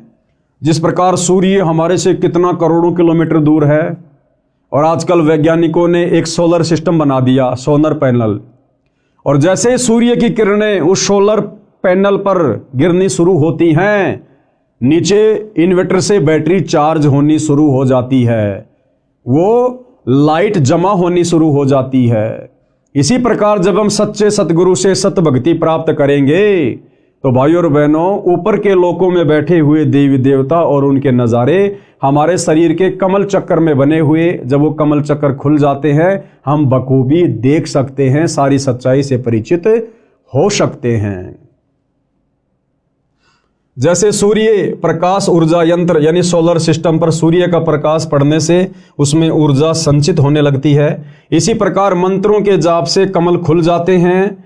उससे पहले मुरझाए रहते हैं, यानी जब तक वो कमल चक्र नहीं खुलते हैं, हमें सत भक्ति नहीं मिलती है, तब तक वो मुरझाए रहते हैं। जिस प्रकार से फुटबॉल होती है और फुटबॉल के अंदर उसका एक वो ब्लेडर होता है, जब उसमें हवा नहीं होती है तो वो मुरझाया हुआ होता है, और जब उसमें पाइप लगाकर हवा भर दी जाती है तो वो बिल्कुल गोल मटोल हो जाती है और उसको जरा सी हाथ से मारते ही बहुत ऊपर तक जाती है। तो इसी प्रकार जब हमें सच्चे सतगुरु से सत भक्ति प्राप्त हो जाएगी तो धीरे धीरे हमारे शरीर में बने कमलों में जो ये इनके जो द्वार हैं, ये धीरे धीरे फिर सत भक्ति के प्रभाव से फूलने शुरू हो जाते हैं, खिलने शुरू हो जाते हैं। इसी प्रकार मंत्रों के जाप से कमल खुल जाते हैं, उससे पहले मुरझाए रहते हैं। कमल खुलने के बाद प्रत्येक देवता की शक्ति साधक के अंतःकरण यानी आत्मा पर प्रभाव डालने लगती है, जिससे भक्ति संचित होने लगती है। संत गरीबदास जी ने सूक्ष्म वेद में बताया है, उसमें कहा है कि तीनों देवता कमल बसें ब्रह्मा विष्णु महेश, प्रथम इनकी वंदना सुन सतगुरु उपदेश। यानी सबसे पहले जो सच्चा सतगुरु होता है वो इन्हीं कमल दलों में बैठे देवी देवताओं के सत मंत्र देता है, सत भक्ति देता है। जो तीनों लोकों के स्वामी हैं, ब्रह्मा विष्णु महेश है, साथ में गणेश जी हैं, दुर्गा जी हैं, सतगुरु रामपाल जी, सबसे पहले शरीर में बने कमल दल इनको खोलने के लिए इन्हीं देवी देवताओं की सत भक्ति वाले सत मंत्र देते हैं, जिनके प्रभाव से मात्र 4 महीने में हमारे कमल चक्रों के द्वार खुलने शुरू हो जाते हैं। ये कमल चक्र खिलने शुरू हो जाते हैं, दूसरा कोई तरीका धरती पर नहीं है। और कहते हैं उसके बाद फिर आगे सतगुरु के उपदेश सुनते रहना, सतगुरु के सत्संग सुनते रहना। उसके बाद फिर हमें पता चलेगा कि ब्रह्मा विष्णु महेश की भक्ति तो बहुत ही निम्न स्तर की है, ये तो शुरुआती भक्ति है, इसके ऊपर तो और बहुत सारी परम शक्तियां हैं। फिर आगे हमें सतगुरु रामपाल जी से उनके भी सत भक्ति मंत्र मिलेंगे, उनके द्वार खोलने के भी मंत्र मिलेंगे, और जब हमें सारी प्रोसीजर मिल जाएगी तब हम उस परमपिता परमेश्वर परम अक्षर ब्रह्म के परम धाम में जाएंगे, शतलोक में जाएंगे। तीनों देवता कमल बसै ब्रह्मा विष्णु महेश, यानी मुसलमान सिख ईसाई जैनी बौद्ध सबके शरीर में इन देवी देवताओं का वास है। और प्रथम इनकी वंदना यानी सतगुरु जो मंत्र देगा उस आधार से हमने इनकी वंदना करनी है, इनकी पूजा नहीं करनी। पूजा तो केवल एक परमपिता परमात्मा की करनी है, लेकिन सतगुरु हमें जो प्रोसीजर देगा यहाँ से पार होने की, उसमें शुरुआती प्रोसीजर है ब्रह्मा विष्णु महेश की साधना करना, इनकी भक्ति करना, और पूजा हमने साथ साथ में परम अक्षर ब्रह्म की ही करनी पड़ेगी। प्रथम इनकी वंदना फिर सुन सतगुरु उपदेश, फिर आगे का ज्ञान सतगुरुदेव जी बताते हैं। अर्थात श्री ब्रह्मा जी, श्री विष्णु जी तथा श्री शिव जी तीनों देवता हमारे शरीर में बने कमल दलों यानी कमल चक्रों में बसे निवास करते हैं। इसलिए सर्वप्रथम साधना स्तुति इनकी करनी होती है। इनसे ऊपर की साधना तत्वदर्शी संत यानी सतगुरु से सुनो, फिर सुन सतगुरु उपदेश। आगे क्या कह रहे हैं पूज्य गुरुदेव भगवान? अब सुनो सतगुरु के द्वारा बताई नीचे व ऊपर की साधना का ज्ञान। सबसे पहले हमारे मनुष्य शरीर में, चाहे स्त्री का हो या पुरुष का हो, उसमें कौन से कमल चक्र कहाँ हैं, उन कमल चक्रों में किन किन देवताओं का या देवियों का वास है, अब ये विस्तार से समझाया जा रहा है, बताया जा रहा है। नंबर 1, मूल कमल। इसको मूल कमल कहो चाहे मूल चक्र कहो। मूल कमल में देवता श्री गणेश जी का निवास है। चाहे हिंदू का शरीर हो चाहे मुसलमान का, विश्व में जितने भी मानव शरीरधारी स्त्री पुरुष हैं, उन सब के शरीर की रचना एक समान है। तो मूल कमल में देवता श्री गणेश जी का निवास है। इसकी 4 पंखुड़ियां हैं। इसके प्रवेश द्वार को खोलने का एक मंत्र है, जो श्री गणेश जी की साधना करने का मूल मंत्र है, जिससे श्री गणेश जी तुरंत फल देने लगता है। जीव आत्मा के लिए प्रवेश द्वार खोल देता है। फिर आत्मा स्वादिष्टान चक्र यानी स्वाद चक्र की ओर चलती है, क्योंकि जीव आत्मा को उस लोक में जाना है जिसमें परमात्मा रहता है, जहां जाने के पश्चात भगत यानी साधक लौटकर संसार में नहीं आता है। फिर दूसरे नंबर का चक्र है स्वाद कमल या स्वाद चक्र। इसको स्वादिष्टान कमल चक्र भी कहा जाता है। इस कमल की 6 पंखुड़ियां हैं। श्री ब्रह्मा जी तथा उनकी पत्नी सावित्री जी का निवास है। स्वाद चक्र में किन किन देवी देवताओं का वास है? श्री ब्रह्मा जी का और उनकी पत्नी श्री सावित्री जी का। इसके द्वार को खोलने का मंत्र है, जिसकी साधना यानी जाप करने से यह द्वार ब्रह्मा जी खोल देते हैं। जीवात्मा फिर ऊपर को नाभि कमल की ओर चलती है। अब भाइयों और बहनों, जब तक हमें इन देवी देवताओं के सच्चे भक्ति मंत्र नहीं मिलेंगे, तब तक ये अपना द्वार जीव आत्मा को आगे जाने के लिए खोलकर नहीं देते हैं। जिस प्रकार भाइयों और बहनों, हम भैंसे को कितना ही भैंसा भैंसा कहें, वो हमारी तरफ पलटकर देखता भी नहीं है, लेकिन उस भैंसे का एक मूल मंत्र है। उसको धीरे से कह दो उड़ रही, तुरंत पलट के देखेगा कहां से आवाज आई। जिस प्रकार एक कुत्ता होता है, हम उसको कितना ही कहें कुत्ता कुत्ता, एक कुत्ता ले रोटी, एक कुत्ता, वो कुत्ता बिल्कुल नहीं देखता, लेकिन उसका एक बीज मंत्र है। धीरे से उसको कह दो त्योल त्योल या तुरंत देखेगा वो कुत्ता, क्योंकि उस वाणी से वो प्रभावित होता है, आकर्षित होता है कि मुझे कौन पुकार रहा है। इसी प्रकार भाइयों और बहनों, वर्तमान में पूरा का पूरा हिंदू समाज, मुसलमान समाज, सिख और ईसाई समाज, इनके धर्मगुरुओं ने जैसे भी शास्त्र विरुद्ध साधना इन भाई बहनों को दी हुई है, इस साधना से हमारे शरीर में बने कमल चक्रों में इन देवी देवताओं के द्वार नहीं खुल सकते। खाली राधे राधे बोलने से, हरे रामा हरे कृष्णा करने से, जय गणेश देवा करने से, ओम जय जगदीश हरे करने से, ये तो इनके नाम है। जैसे भैंसे को भैंसा भैंसा कहो नहीं देखेगा, कुत्ते को कुत्ता कुत्ता कहो नहीं देखेगा, इसी प्रकार आप इन देवी देवताओं के कितने भी नाम जपो, ये आपकी तरफ ध्यान भी नहीं देंगे। परंतु इन देवी देवताओं को पुकारने के, इनको आकर्षित करने के कुछ मूल मंत्र हैं, बीज मंत्र हैं, जो केवल वर्तमान में धरती पर सतगुरु रामपाल जी के पास हैं।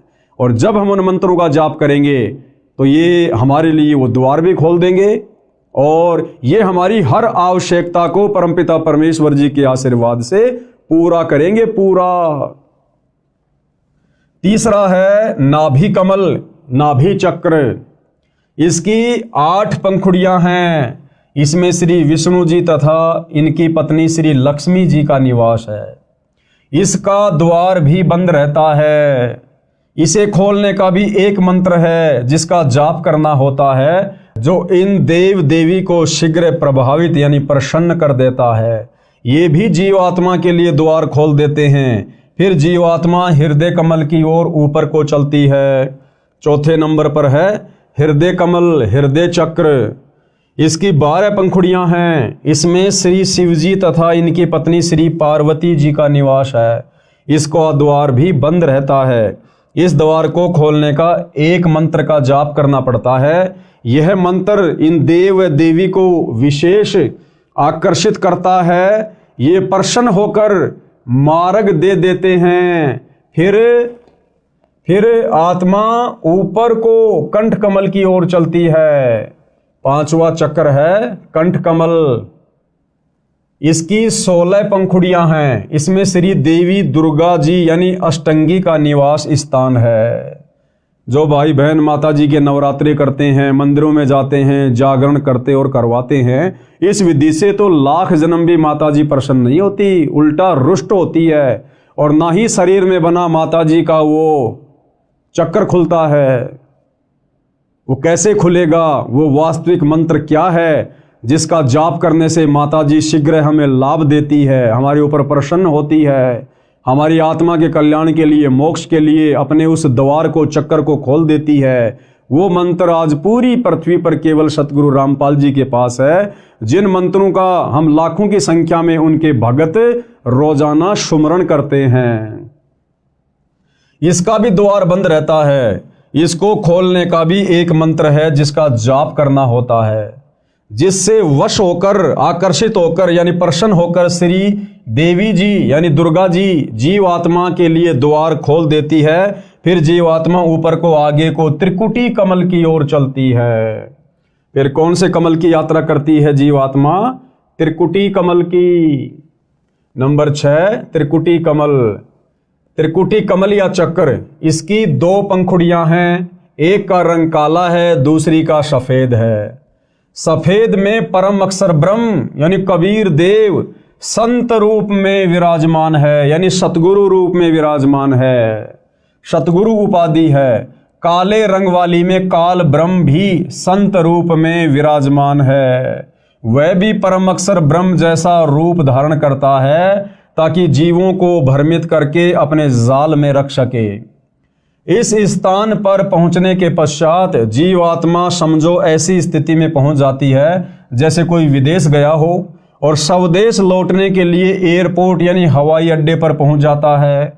वहां से जहां जहां जाना होता है उसको उसी वायुयान में बैठा दिया जाता है। यहां से सीधा जीवात्मा को धर्मराय यानी न्यायाधीश यानी तीनों लोकों में जो सबका अकाउंट करता है, न्यायाधीश जिसको धर्मराय धर्मराज भी कहते हैं, उसकी दरगाह यानी न्यायालय में यानी उसके ऑफिस में ले जाया जाता है। वहां सबका धर्म कर्मों व पाप कर्मों का हिसाब लेखा जोखा होता है। इसके बाद जैसे कोई श्री विष्णु जी का भगत है उसको विष्णु जी के लोक में भेजा जाता है। जो श्री शिव जी का उपासक है उसे शिव जी के लोक में भेजा जाता है। जो अन्य देवता का पुजारी है उसे उसके पास भेजा जाता है। जो माता श्री देवी दुर्गा जी का साधक यानी भगत है, साधिका है, उसे श्री देवी जी के लोक में भेजा जाता है। अन्य जो पापी हैं उनको नरक या अन्य प्राणियों के शरीरों में भी कर्मानुसार भेज दिया जाता है। और जिन लोगों ने खाली ब्रह्मा विष्णु महेश तक की साधना की, माता जी तक की साधना की, वो भाई और बहनों उनके लोकों में कब तक रहेंगे? जब तक उन्होंने मनुष्य जन्म में रहकर जैसा भी दान पुण्य किया, धर्म किया, भक्ति की, जितनी उन्होंने अपनी भक्ति वाली बैटरी चार्ज की, तब तक ही वो आत्माएं श्री ब्रह्मा के लोक में, श्री विष्णु के लोक में, श्री शिव जी के लोक में, गणेश जी के लोक में, माता जी के लोक में थोड़े बहुत समय के लिए रह सकते हैं। और जैसे उनकी भक्ति समाप्त होगी, दान धर्म की कमाई समाप्त होगी, उसी समय उनको वहाँ से उनकी मृत्यु करके नरक में पटक दिया जाएगा। फिर 84 लाख योनियों में डाल दिया जाएगा। फिर इस पृथ्वी पर कभी उनको मनुष्य जन्म प्राप्त होगा। और ये चक्कर भाइयों और बहनों जब तक हमें सच्चा सतगुरु तत्वदर्शी संत नहीं मिलता है तब तक असंख्य युगों से अनवरत बार बार चलता रहता है, जिसको जन्म और मरण की प्रक्रिया कहते हैं। 7वां कमल है सहस्त्र कमल। इस कमल की 1000 पंखुड़ियां हैं। इनमें काल ब्रह्म, कौन है ये काल ब्रह्म? जब आप सृष्टि रचना पढ़ेंगे सतगुरु रामपाल जी के मुख से इस पुस्तक में या यूट्यूब पर वीडियो देखकर, तो आपको पता चलेगा कि ये काल ब्रह्म कौन है जो सहस्त्र कमल चक्कर में रहता है। यही है वास्तव में सारे फसाद की जड़, जिसने हम सबको सतलोक से यहाँ नीचे पटक दिया अपने जाल में फंसाकर। ये दुर्गा का पति है ये काल ब्रह्म, ये ब्रह्मा विष्णु महेश का ये पिताजी है काल ब्रह्म, जो यहाँ सबको भ्रमित करके रखता है। तो ये कहाँ रहता है? इस शरीर में बने इन कमलों में। ये सहस्त्र कमल चक्कर में रहता है। इस कमल की 1000 पंखुड़ियां हैं। इसमें काल ब्रह्म यानी ज्योति निरंजन का निवास है। इस काल ब्रह्म को ज्योति निरंजन भी कहते हैं, जो ब्रह्मा विष्णु महेश का पिता है, दुर्गा का पति है। यह कमल ब्रह्मलोक का चैनल है। ब्रह्मलोक में जाने का प्रवेश द्वार ब्रह्मरंध्र कहलाता है। ये भी बंद रहता है। इसको खोलने का 2 अक्षर का मंत्र है, उसका जाप करना होता है। और ये 2 अक्षर का जाप भाई और बहनों, जिसको सतनाम भी कहते हैं, ये आज वर्तमान में इस पृथ्वी पर केवल सतगुरु रामपाल जी के पास है। और यदि किसी अन्य ने उनसे उपदेश लेकर मनमुखी रूप से आगे देना भी शुरू कर दिया होगा तो वो कार्य नहीं करेगा, क्योंकि इस मंत्र को देकर जाप करवाने के अधिकारी केवल सतगुरु रामपाल जी हैं। और अधिकारी से उपदेश लिए बिना यदि आप इस मंत्र का मनमुखी रूप से जाप करेंगे, ये उल्टा आपको रिएक्शन देगा, आपको पॉजिटिव दिशा में लेकर नहीं जाएगा। विशेष संपूर्ण अध्यात्म ज्ञान न होने के कारण साधक यानी भगत ओम नाम का जाप विधि से नहीं करता है। यानी इस ब्रह्म की जो साधना है उसकी भी एक विधि है, इसकी साधना की भी कुछ मर्यादाएं हैं, और ये मर्यादा केवल सतगुरु रामपाल जी बताएंगे। इस कारण से उसे देवलोक प्राप्त होता है। यानी ओम नाम का जाप करने वाला काल ब्रह्म के ब्रह्मलोक में जाता है। लेकिन ओम नाम के जाप की वास्तविक विधि क्या है, नियम और मर्यादा क्या है, ये पता ना होने के कारण ओम नाम का जाप करने वाला भी देवी देवताओं के ही लोक में चला जाता है, उस काल ब्रह्म के ब्रह्मलोक तक नहीं पहुंच पाता है। इस कारण से उसे देवलोक प्राप्त होता है। जैसे ओम नमः शिवाय, ओम भागवते वासुदेवाय नमः आदि आदि जाप करते हैं। अकेला ओम नाम से भी ब्रह्मरंध्र नहीं खुलता, यह सत्य नाम से खुलता है। सतनाम 2 अक्षर का है। ब्रह्मरंध्र न खुलने के कारण उसको विष्णु लोक में या शिव लोक में भेजा जाता है, क्योंकि ओम नाम का जाप करने वाले इसका तड़का अपने इष्ट देव के मंत्र के साथ अवश्य लगाते हैं। जैसे ऊपर 2 मंत्र लिखे हैं, फिर पृथ्वी पर राजा बनाया जाता है, फिर पशु योनि में जाता है। इससे आगे 2 कमल और हैं, नंबर 8 अष्टदल कमल और नंबर 9 शंख कमल। इनका विवरण नहीं लिखूंगा, गुरुदेव भगवान कह रहे हैं अब 8वें अष्टदल कमल का और 9वें शंख कमल का वर्णन यहां इस पुस्तक में नहीं लिखूंगा। यह रहस्य उपदेशी को समझाया जाता है। ये रहस्य, ये जानकारी केवल उन्हीं को प्राप्त है जो सतगुरु रामपाल जी से उपदेश लेकर भक्ति करते हैं, क्योंकि यह गुप्त मंत्र है, गुप्त जानकारी है। यह रहस्य उपदेशी को समझाया जाता है। उपरोक्त सब कमल चक्रों को खोलने के जो मंत्र हैं वे केवल दास यानी लेखक रामपाल दास के पास हैं, यानी सतगुरु रामपाल जी के पास हैं। मोक्ष के इच्छुक प्रत्येक मानव को इन कमलों को खोलकर ही मोक्ष प्राप्त होता है। दूसरा कोई तरीका धरती पर नहीं है, चाहे मनमुखी साधना शंकराचार्य जी से लेकर करते रहिए। कमल चक्रों को 2 विधि से खोला जाता है। हमारे शरीर में बने कमल चक्र किन 2 विधियों से खोले जाते हैं उसका गुरुदेव भगवान वर्णन कर रहे हैं। नंबर 1, ध्यान समाधि का अभ्यास करके हठ योग मार्ग से। और ये जो साधना है भाई और बहनों, ध्यान समाधि वाली, हठ योग वाली, तप वाली, ये चारों वेदों और गीता जी के विपरीत है। इस विधि को अपनाने से भी साधक को पूर्ण मोक्ष नहीं मिलता है। ये विधि अति कठिन है, आम आदमी इस विधि को नहीं कर सकता। एक जीवन में 1 या 2 कमल चक्कर खुल पाते हैं। इसके विषय में पूरी जानकारी नहीं होने से साधक यानी भगत उसी एक कमल चक्कर में आसक्त होकर वहां का नज़ारे देखने लग जाता है। कुछ सिद्धियां प्राप्त हो जाती हैं, उन्हीं से प्रसिद्धि प्राप्त करके जीवन नष्ट कर जाता है। दूसरी विधि क्या है? इन शरीर में बने कमल चक्रों को खोलने की नाम के जाप से। दूसरी विधि क्या है? मंत्र जाप से, नाम जाप से। नामों का जाप करके सब कमल खोले जाते हैं। ये विधि सरल व शास्त्रोक्त होने से कारगर है, यानी ये शास्त्र विधि के अनुसार है। इस विधि को आम आदमी आसानी से कर सकता है। ये कार्य करते करते भी की जा सकती है, यानी मंत्रों का जाप अपना दैनिक कार्य करते करते भी किया जा सकता है। जो सूक्ष्म वेद में बताया है, गरीबदास जी ने कहा है, नाम उठत नाम बैठत नाम सोवत जागबे, नाम खाते नाम पीते नाम सेती लागबे। यानी ये विधि शास्त्रों के अनुसार भी है, ये विधि सहज भी है और ये विधि अंत में कारगर भी है। इस विधि से भी हमारे शरीर में बने कमलों को खोला जाता है। और गुरुदेव कहते हैं कि इस विधि से जाप आप अपना दैनिक कार्य करते करते भी कर सकते हैं।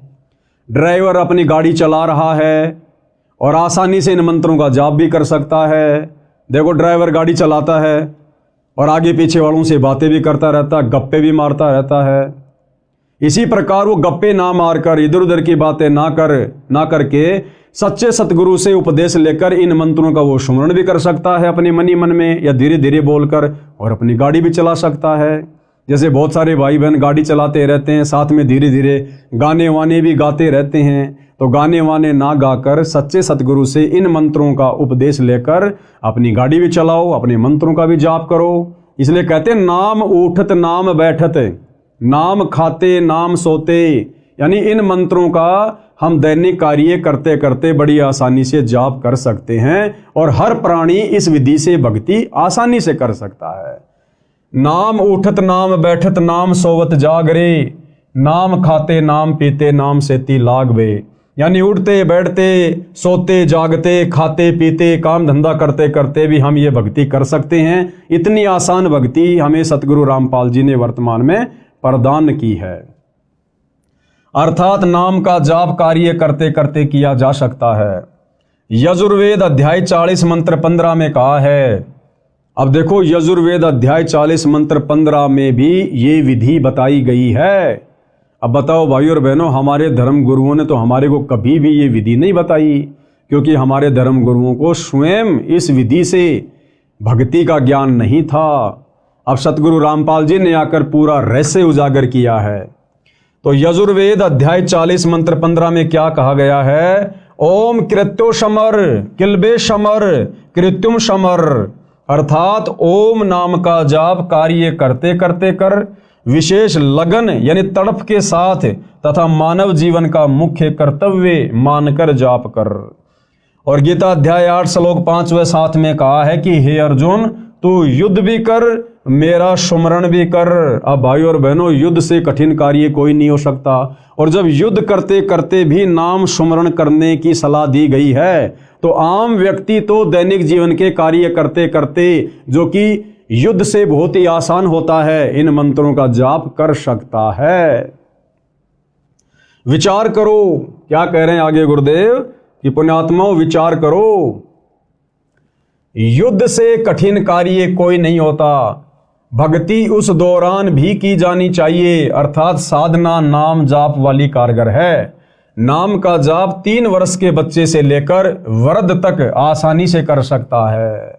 यानी परमेश्वर जी का विधान है कि जैसे ही बच्चा 3 वर्ष का हो जाए, उसको सच्चे सतगुरु की शरण से जोड़ देना चाहिए, उसको मंत्र उपदेश दिलवा देने चाहिए, क्योंकि 3 वर्ष का बच्चा हल्का फुल्का बोलने समझने लग जाता है। और जैसे भी टूटी फूटी भक्ति वो माता पिता को देखकर या उनके साथ साथ में करेगा, तो धीरे धीरे भक्ति की शक्ति उसके अंदर प्रवेश होना शुरू हो जाती है। अर्थात साधना नाम वाली कारगर है। नाम का जाप 3 वर्ष के बच्चे से लेकर बूढ़े तक आसानी से कर सकता है। कार्य करते करते भी कर सकता है, चलते फिरते भी कर सकता है, लेटा लेटा व बैठकर भी नामों का जाप कर सकता है। विशेष दूसरे शब्दों में मंत्र के जाप का ऐसे प्रभाव देवी देवताओं पर होता है, जैसे सर्प ने डसने के लिए फन फैला रखा होता है। सर्प वश करने की विद्या जानने वाला यानी गारुड़ मंत्र बोलकर सर्प को विवश कर देता है, जिसके प्रभाव से सर्प अपना फन इकट्ठा करके रास्ता छोड़कर चल देता है। इसको परमेश्वर कबीर जी ने बहुत अच्छे तरीके से समझाया है। कबीर जैसे फनपति यानी सर्प, जैसे फनपति मंत्र सुन राखे फन सकोड़, ऐसे बीरा मेरे मंत्र नाम से काल ब्रह्म लेवे मुंह मोड़। एक गारुड़ होता है भाई और बहनों, वो कुछ मंत्रों को सिद्ध कर लेता है, और जो सर्प होता है अपना फन उठाकर जब किसी को डसने की स्थिति में होता है, तो गारुड़ जब उस मंत्र का बार बार जाप करता है तो सर्प के ऊपर उन मंत्रों का इतना प्रभाव होता है कि विवश होकर वो फणपति सर्प भी अपने फन को समेटकर और दूसरे रास्ते निकल लेता है। इसी प्रकार जब हम सतगुरुदेव भगवान के द्वारा दिए गए इन सतभक्ति मंत्रों का जाप करते हैं तो मोक्ष मार्ग में सबसे बड़ी बाधा जो ये काल ब्रह्म है, ज्योति निरंजन है, ये भी विवश हो जाता है हमारे को सतलोक का रास्ता देने के लिए। कबीर जैसे फनपति सरप मंत्र सुन राखे फन सकोड़, ऐसे बीरा मेरे मंत्र नाम से काल ब्रह्म लेवे मुंह मोड़। अर्थात कबीर परमेश्वर जी ने कहा है कि जैसे सर्प ने डसने के लिए फन उठा रखा होता है तो गारुड़ मंत्र जाप कर देता है, जिससे प्रभावित होकर सर्प फन इकट्ठा करके चला जाता है। ऐसे ही मेरे द्वारा दिए नाम मंत्र के जाप से काल ब्रह्म मुरझा जाता है, मार्ग नहीं रोक पाता। इसी प्रकार कमलों के मंत्र के जाप से ये सब देवी देव मार्ग छोड़ देते हैं। एक अन्य उदाहरण दे रहे हैं गुरुदेव भगवान हमें समझाने के लिए। जैसे गांव के व्यक्ति भैंस को गर्भ धारण करवाने के लिए भैंसे की खोज में जाते हैं, क्योंकि भैंसा कहीं घास चर रहा होता है। भैंस वाला भैंसे को बुलाने के लिए उसका मूल मंत्र बोलता है, जिससे भैंसा इतना प्रभावित होता है कि वह पूरी गति से उस मंत्र को बोलने वाले की ओर खिंचा चला आता है। फिर उसे भैंस दिखाई देती है, भैंस को गर्भ धारण करता है, उसका वह मंत्र है कुर्र कुर्र, जैसे हुर्र हुर्र कहते हैं ना अपन, उड़ रही। तो इस प्रकार से भैंसा तुरंत उस मंत्र के वशीभूत होकर दौड़कर चला आता है। और इसके विपरीत यदि हम उसको भैंसा भैंसा कहेंगे तो वो बिल्कुल भी नहीं देखता है। यदि भैंसा भैंसा बोलो तो भैंसा यानी जोटा बिल्कुल टस से मस नहीं होता। इसी प्रकार भाई और बहनों, ये ब्रह्मा विष्णु महेश जी को आप इनके नामों से कितना ही पुकारो, श्री ब्रह्मा श्री विष्णु श्री शंकर देवाय नमः, ओम श्री विष्णु देवाय नमः, राधे राधे, ये आपकी तरफ बिल्कुल भी ध्यान नहीं देंगे, भक्ति का कोई लाभ इनकी तरफ से नहीं मिलेगा। लेकिन जब हम इनके मूल मंत्र बीज मंत्र सतगुरु रामपाल जी को सतगुरु धारण करके करेंगे, सुमरण करेंगे, तो ये उस भैंसे की तरह वशीभूत होकर तुरंत अपने भगत की तरफ दौड़ पड़ेंगे कि क्या आपत्ति आ गई, इस आत्मा को किस वस्तु की आवश्यकता है। इसी प्रकार विष्णु विष्णु आदि नाम से श्री विष्णु देवता टस से मश नहीं होता, परंतु जो मंत्र दास बताता है यानी सतगुरु रामपाल जी हमें बताएंगे, उससे खींचा चला आता है और पूर्ण लाभ देता है। इस प्रकार अन्य देवों की स्थिति जानो। अध्यात्म मार्ग के कुछ नियम हैं जिनका पालन करना अनिवार्य है। अब भाई और बहनों, मान लो हमें सच्चे सतगुरु तत्वदर्शी संत सतगुरु रामपाल जी की सत भक्ति, उनकी शरण भी प्राप्त हो गई। उन्होंने हमें ये बीज मंत्र भी दे दिए, मूल मंत्र भी दे दिए इन समस्त देवी देवताओं को जिन जिन की हमें आवश्यकता है। और यदि हमने मर्यादा नहीं रखी, हमने नियमों में रहकर सतगुरु के वचन में रहकर इन मंत्रों का जाप नहीं किया, तो भी भाई और बहनों ये देवी देवता किसी भी प्रकार से उन मंत्रों का जाप करने से विवश नहीं होंगे, हमारी तरफ उनका खिंचाव बिल्कुल भी नहीं बनेगा। तो इन मंत्रों के प्रभाव को यथावत बनाए रखने के लिए और इन समस्त देवी देवताओं से संपूर्ण लाभ प्राप्त करने के लिए इस भक्ति मार्ग की क्या क्या मर्यादा हैं, क्या क्या नियम हैं, जिनको तोड़ने से, जिनको खंड करने से हमें फिर कोई भी लाभ इन मंत्रों का नहीं मिलेगा, तो प्रत्येक मर्यादा को हमने ध्यानपूर्वक देखना और समझना है। तो क्या कह रहे हैं पूज्य गुरुदेव भगवान? नंबर 1, पूर्ण गुरु से दीक्षा ली जाए। सबसे पहली बात, हम जिसे अपना सतगुरु धारण कर रहे हैं वो सच्चा होना चाहिए, पूर्ण सतगुरु होना चाहिए, इन मंत्रों को दान करने का अधिकारी होना चाहिए। नंबर 1, पूर्ण गुरु से दीक्षा ली जाए। बिना गुरु के किया गया नाम जाप व दिया गया दान निष्फल होता है। कबीर जी अपनी वाणी में कहते हैं, गुरु बिन माला फेरते, गुरु बिन देते दान, और गुरु बिन दोनों निष्फल है, पूछो वेद पुराण। यानी सच्चा गुरु धारण किए बिना हम कितने भी मंत्र जाप कर लें, हम कितना भी दान पुण्य करें, उसका हमें मोक्ष मार्ग में, मुक्ति के मार्ग में किसी प्रकार का कोई सहयोग प्राप्त नहीं होगा। बाकी ठीक, हम जैसा भी दान धर्म करेंगे उसका प्रतिफल हमें परमात्मा अवश्य देगा।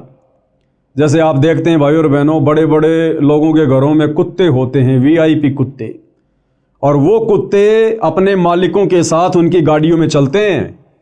गाड़ी का मालिक और कुत्ता पीछे की सीट पर बैठा है और आप और हमारा जैसा एक मनुष्य आगे गाड़ी चला रहा है। यानी इंसान तो ड्राइवर है और कुत्ता मालिक बनकर पीछे बैठा हुआ है। उस कुत्ते के रहने के लिए बढ़िया मकान बना हुआ है। वेटनरी डॉक्टर महीने में, सप्ताह में एक बार उसको चेक करने आता है। गर्मी में उस कुत्ते के लिए एसी की सुविधा है, सर्दियों में हीटर की सुविधा है, और हर प्रकार से उसको नहलाया जाता है, हर प्रकार से उसकी देख रेख की जाती है। अब भाइयों और बहनों, वो कुत्ते वाली आत्मा कौन है? जो सुविधा वर्तमान में 80% मानव शरीरधारी स्त्री पुरुषों को प्राप्त नहीं है, वो सुविधा उस कुत्ते के शरीर में उस प्राणी को प्राप्त है। क्यों? क्योंकि वो कुत्ते वाली जीव आत्मा वही है जिसका पहले मनुष्य शरीर था, स्त्री या पुरुष का, और उसने बहुत सारा दान धर्म किया, उसने मंत्रों का जाप भी किया, भंडारे भी किए, कंबल भी बांटे, परंतु उसने सच्चा सतगुरु नहीं बनाया। उसने सच्चा सतगुरु धारण करके उन मंत्रों का जाप नहीं किया, दान पुण्य नहीं किया, बिना गुरु के भक्ति करता रहा, दान पुण्य करता रहा। तो बिना गुरु के भक्ति करने से, दान पुण्य करने से उसको मनुष्य जन्म प्राप्त नहीं हुआ। और उस दान पुण्य के प्रतिफल में, क्योंकि वो तो भगवान देता है, किसी का रखता नहीं है, उस दान पुण्य के प्रतिफल में उसको अगला जन्म मिल गया कुत्ते का, और बड़े सेठ के घर में मिल गया। तो जो उसने मनुष्य जन्म में दान पुण्य किया था, उसका प्रतिफल उस सेठ के घर में कुत्ते के रूप में जन्म प्राप्त करके वो कुत्ता उठा रहा है। अगर वो भली आत्मा जब मनुष्य शरीर में था और जो दान पुण्य धर्म वो कर रहा था, अगर साथ में गुरु भी धारण कर लेता तो उसको मनुष्य जन्म भी मिलता और सारी की सारी वो सुविधा मिलती। अब तो वो उस कुत्ते के जन्म में अपनी पूर्व जन्म की भक्ति कमाई खा रहा है। अगला जन्म उसका हो गया सूअर का। बताओ फिर उसको कौन गाड़ियों में घुमाएगा, कौन उसकी देख रेख करेगा, कौन उसको नहलाएगा? फिर वो लक 84 योनियों में चला जाएगा। तो कबीर जी हमें समझाते हैं कि गुरु बिन माला फेरते, यानी गुरु धारण किए बिना जो व्यक्ति मंत्र जाप करता है, और गुरु बिन देते दान, गुरु धारण किए बिना जो व्यक्ति दान पुण्य करता है, गुरु बिन दोनों निष्फल हैं, उनका कोई यूज नहीं होगा। भाई पूछो वेद पुराण, हमारे धर्मशास्त्र भी इस बात की गवाही दे रहे हैं। अर्थात कबीर जी ने कहा है कि गुरु बिन नाम सुमरण करना व दान देना व्यर्थ है। अपने वेदों व पुराणों में पढ़ लो, कमलों के मंत्रों का जाप करना जीवात्मा के कल्याण की सच्ची साधना है। इसमें न कोई धर्म नया बनता है, न कोई धर्म छोड़ना है। किसी भी धर्म का मानव, स्त्री पुरुष इस साधना को कर सकता है। यानी सतगुरु रामपाल जी हमें क्या समझाना चाह रहे हैं कि जो साधना अब आपको वर्तमान में दी जाएगी, यदि आप इस ज्ञान को समझकर उनकी शरण में आते हैं, तो इस साधना को करते समय आपने ना तो अपना कोई धर्म बदलना है, ना आपने अन्य कोई पाखंड और आडंबर करना है। हमने केवल अपनी साधना को चेंज करना है। भले आप वर्तमान में मुसलमान धर्म में हैं, हिंदू धर्म में, सिख और ईसाई धर्म में हैं, आपने वो धर्म वर्म नहीं छोड़ना, कुछ नहीं छोड़ना। आपने केवल साधना का स्वरूप चेंज करना है। हम जो पहले शास्त्र विरुद्ध साधना कर रहे थे, मनमुखी साधना कर रहे थे, मनमुखी मंत्रों का जाप कर रहे थे, अब हमने अपनी उस साधना को शास्त्र अनुकूल करना है, सच्चे सतगुरु को धारण करके। और फिर जो जो नियम और मर्यादा है हमने उनका पालन करना है। फिर हिंदू हिंदू बना रहो, मुसलमान मुसलमान बना रहो, नो ऑब्जेक्शन। हमने केवल साधना चेंज करनी है, धर्म वर्म कुछ भी चेंज नहीं करना, क्योंकि धर्म तो असल में फिर हमें समझ में आएगा कि कोई है ही नहीं, केवल एक मानव धर्म है। कमल के मंत्रों का जाप करना जीव आत्मा के कल्याण की सच्ची साधना। कैसे? इसको हम ध्यान से पढ़ेंगे।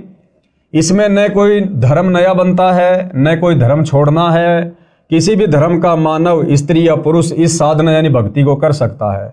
वर्तमान में अधिकतर हिंदू समाज का कहना है कि रामपाल दास हिंदू धर्म का विरोधी है। ये सबसे पहले लोगों के दिलो दिमाग में आता है कि भाई सतगुरु रामपाल जी तो हिंदू धर्म के विरोधी हैं, वे तो हमारे देवी देवताओं की पूजा छुड़वाते हैं। नहीं भाई, ये हमारी सबसे बड़ी गलतफहमी है। अरे देवी देवताओं की पूजा, ब्रह्मा विष्णु महेश की पूजा सतगुरु रामपाल जी भला कैसे छुड़वा सकते हैं? ब्रह्मा विष्णु महेश की पूजा से, गणेश जी की पूजा से, देवी दुर्गा जी की साधना से तो ये भक्ति शुरू होती है।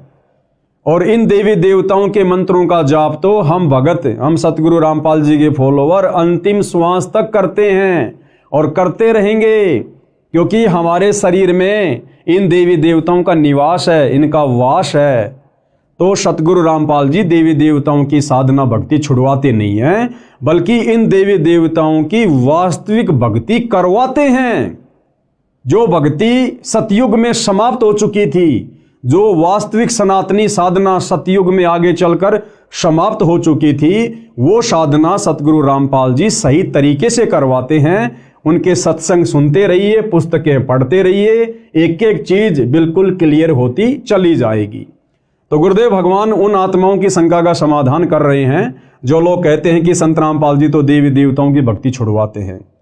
ऊपर आपको एक चित्र के माध्यम से समझा दिया गया है कि हमारे प्रत्येक स्त्री या पुरुष के शरीर में इन्हीं देवी देवताओं का वास है, और उनके कमल चक्र खोलने के लिए हमने उनके मंत्रों का जाप करना है। तो सतगुरु रामपाल जी तो उन्हीं का जाप देते हैं शुरुआती भक्ति में, जिसको प्रथम मंत्र कहते हैं। तो वो छुड़वाते नहीं हैं, वो इनकी वास्तविक भक्ति साधना बताते हैं। वर्तमान में अधिकतर हिंदू समाज का कहना है कि रामपाल दास हिंदू धर्म का विरोधी है। श्री ब्रह्मा जी, श्री विष्णु जी तथा श्री शिव जी की भक्ति छोड़ने को कहता है। इस विषय में आप स्वयं विचार करें कि क्या श्री ब्रह्मा जी, श्री विष्णु जी तथा श्री शिव जी की साधना छुड़वाई है या शास्त्र अनुकूल भक्ति बताई है? तो भाई और बहनों, शास्त्र अनुकूल भक्ति बता रहे हैं सतगुरु रामपाल जी, तो छुड़वा नहीं रहे। आगे क्या कह रहे हैं पूज्य गुरुदेव भगवान, हमने ध्यान से पढ़ने की आवश्यकता है। सभी धर्मों के मानवों को कर्म फल तीनों देवता ही देते हैं। तीनों देवता ब्रह्मा विष्णु महेश जी, जितने भी मानव शरीरधारी स्त्री पुरुष हैं, जैसे भी वो भक्ति करते हैं, जैसे भी वो कर्म कुकर्म करते हैं, उनका फल ये तीनों देवता ब्रह्मा विष्णु महेश ही देते हैं।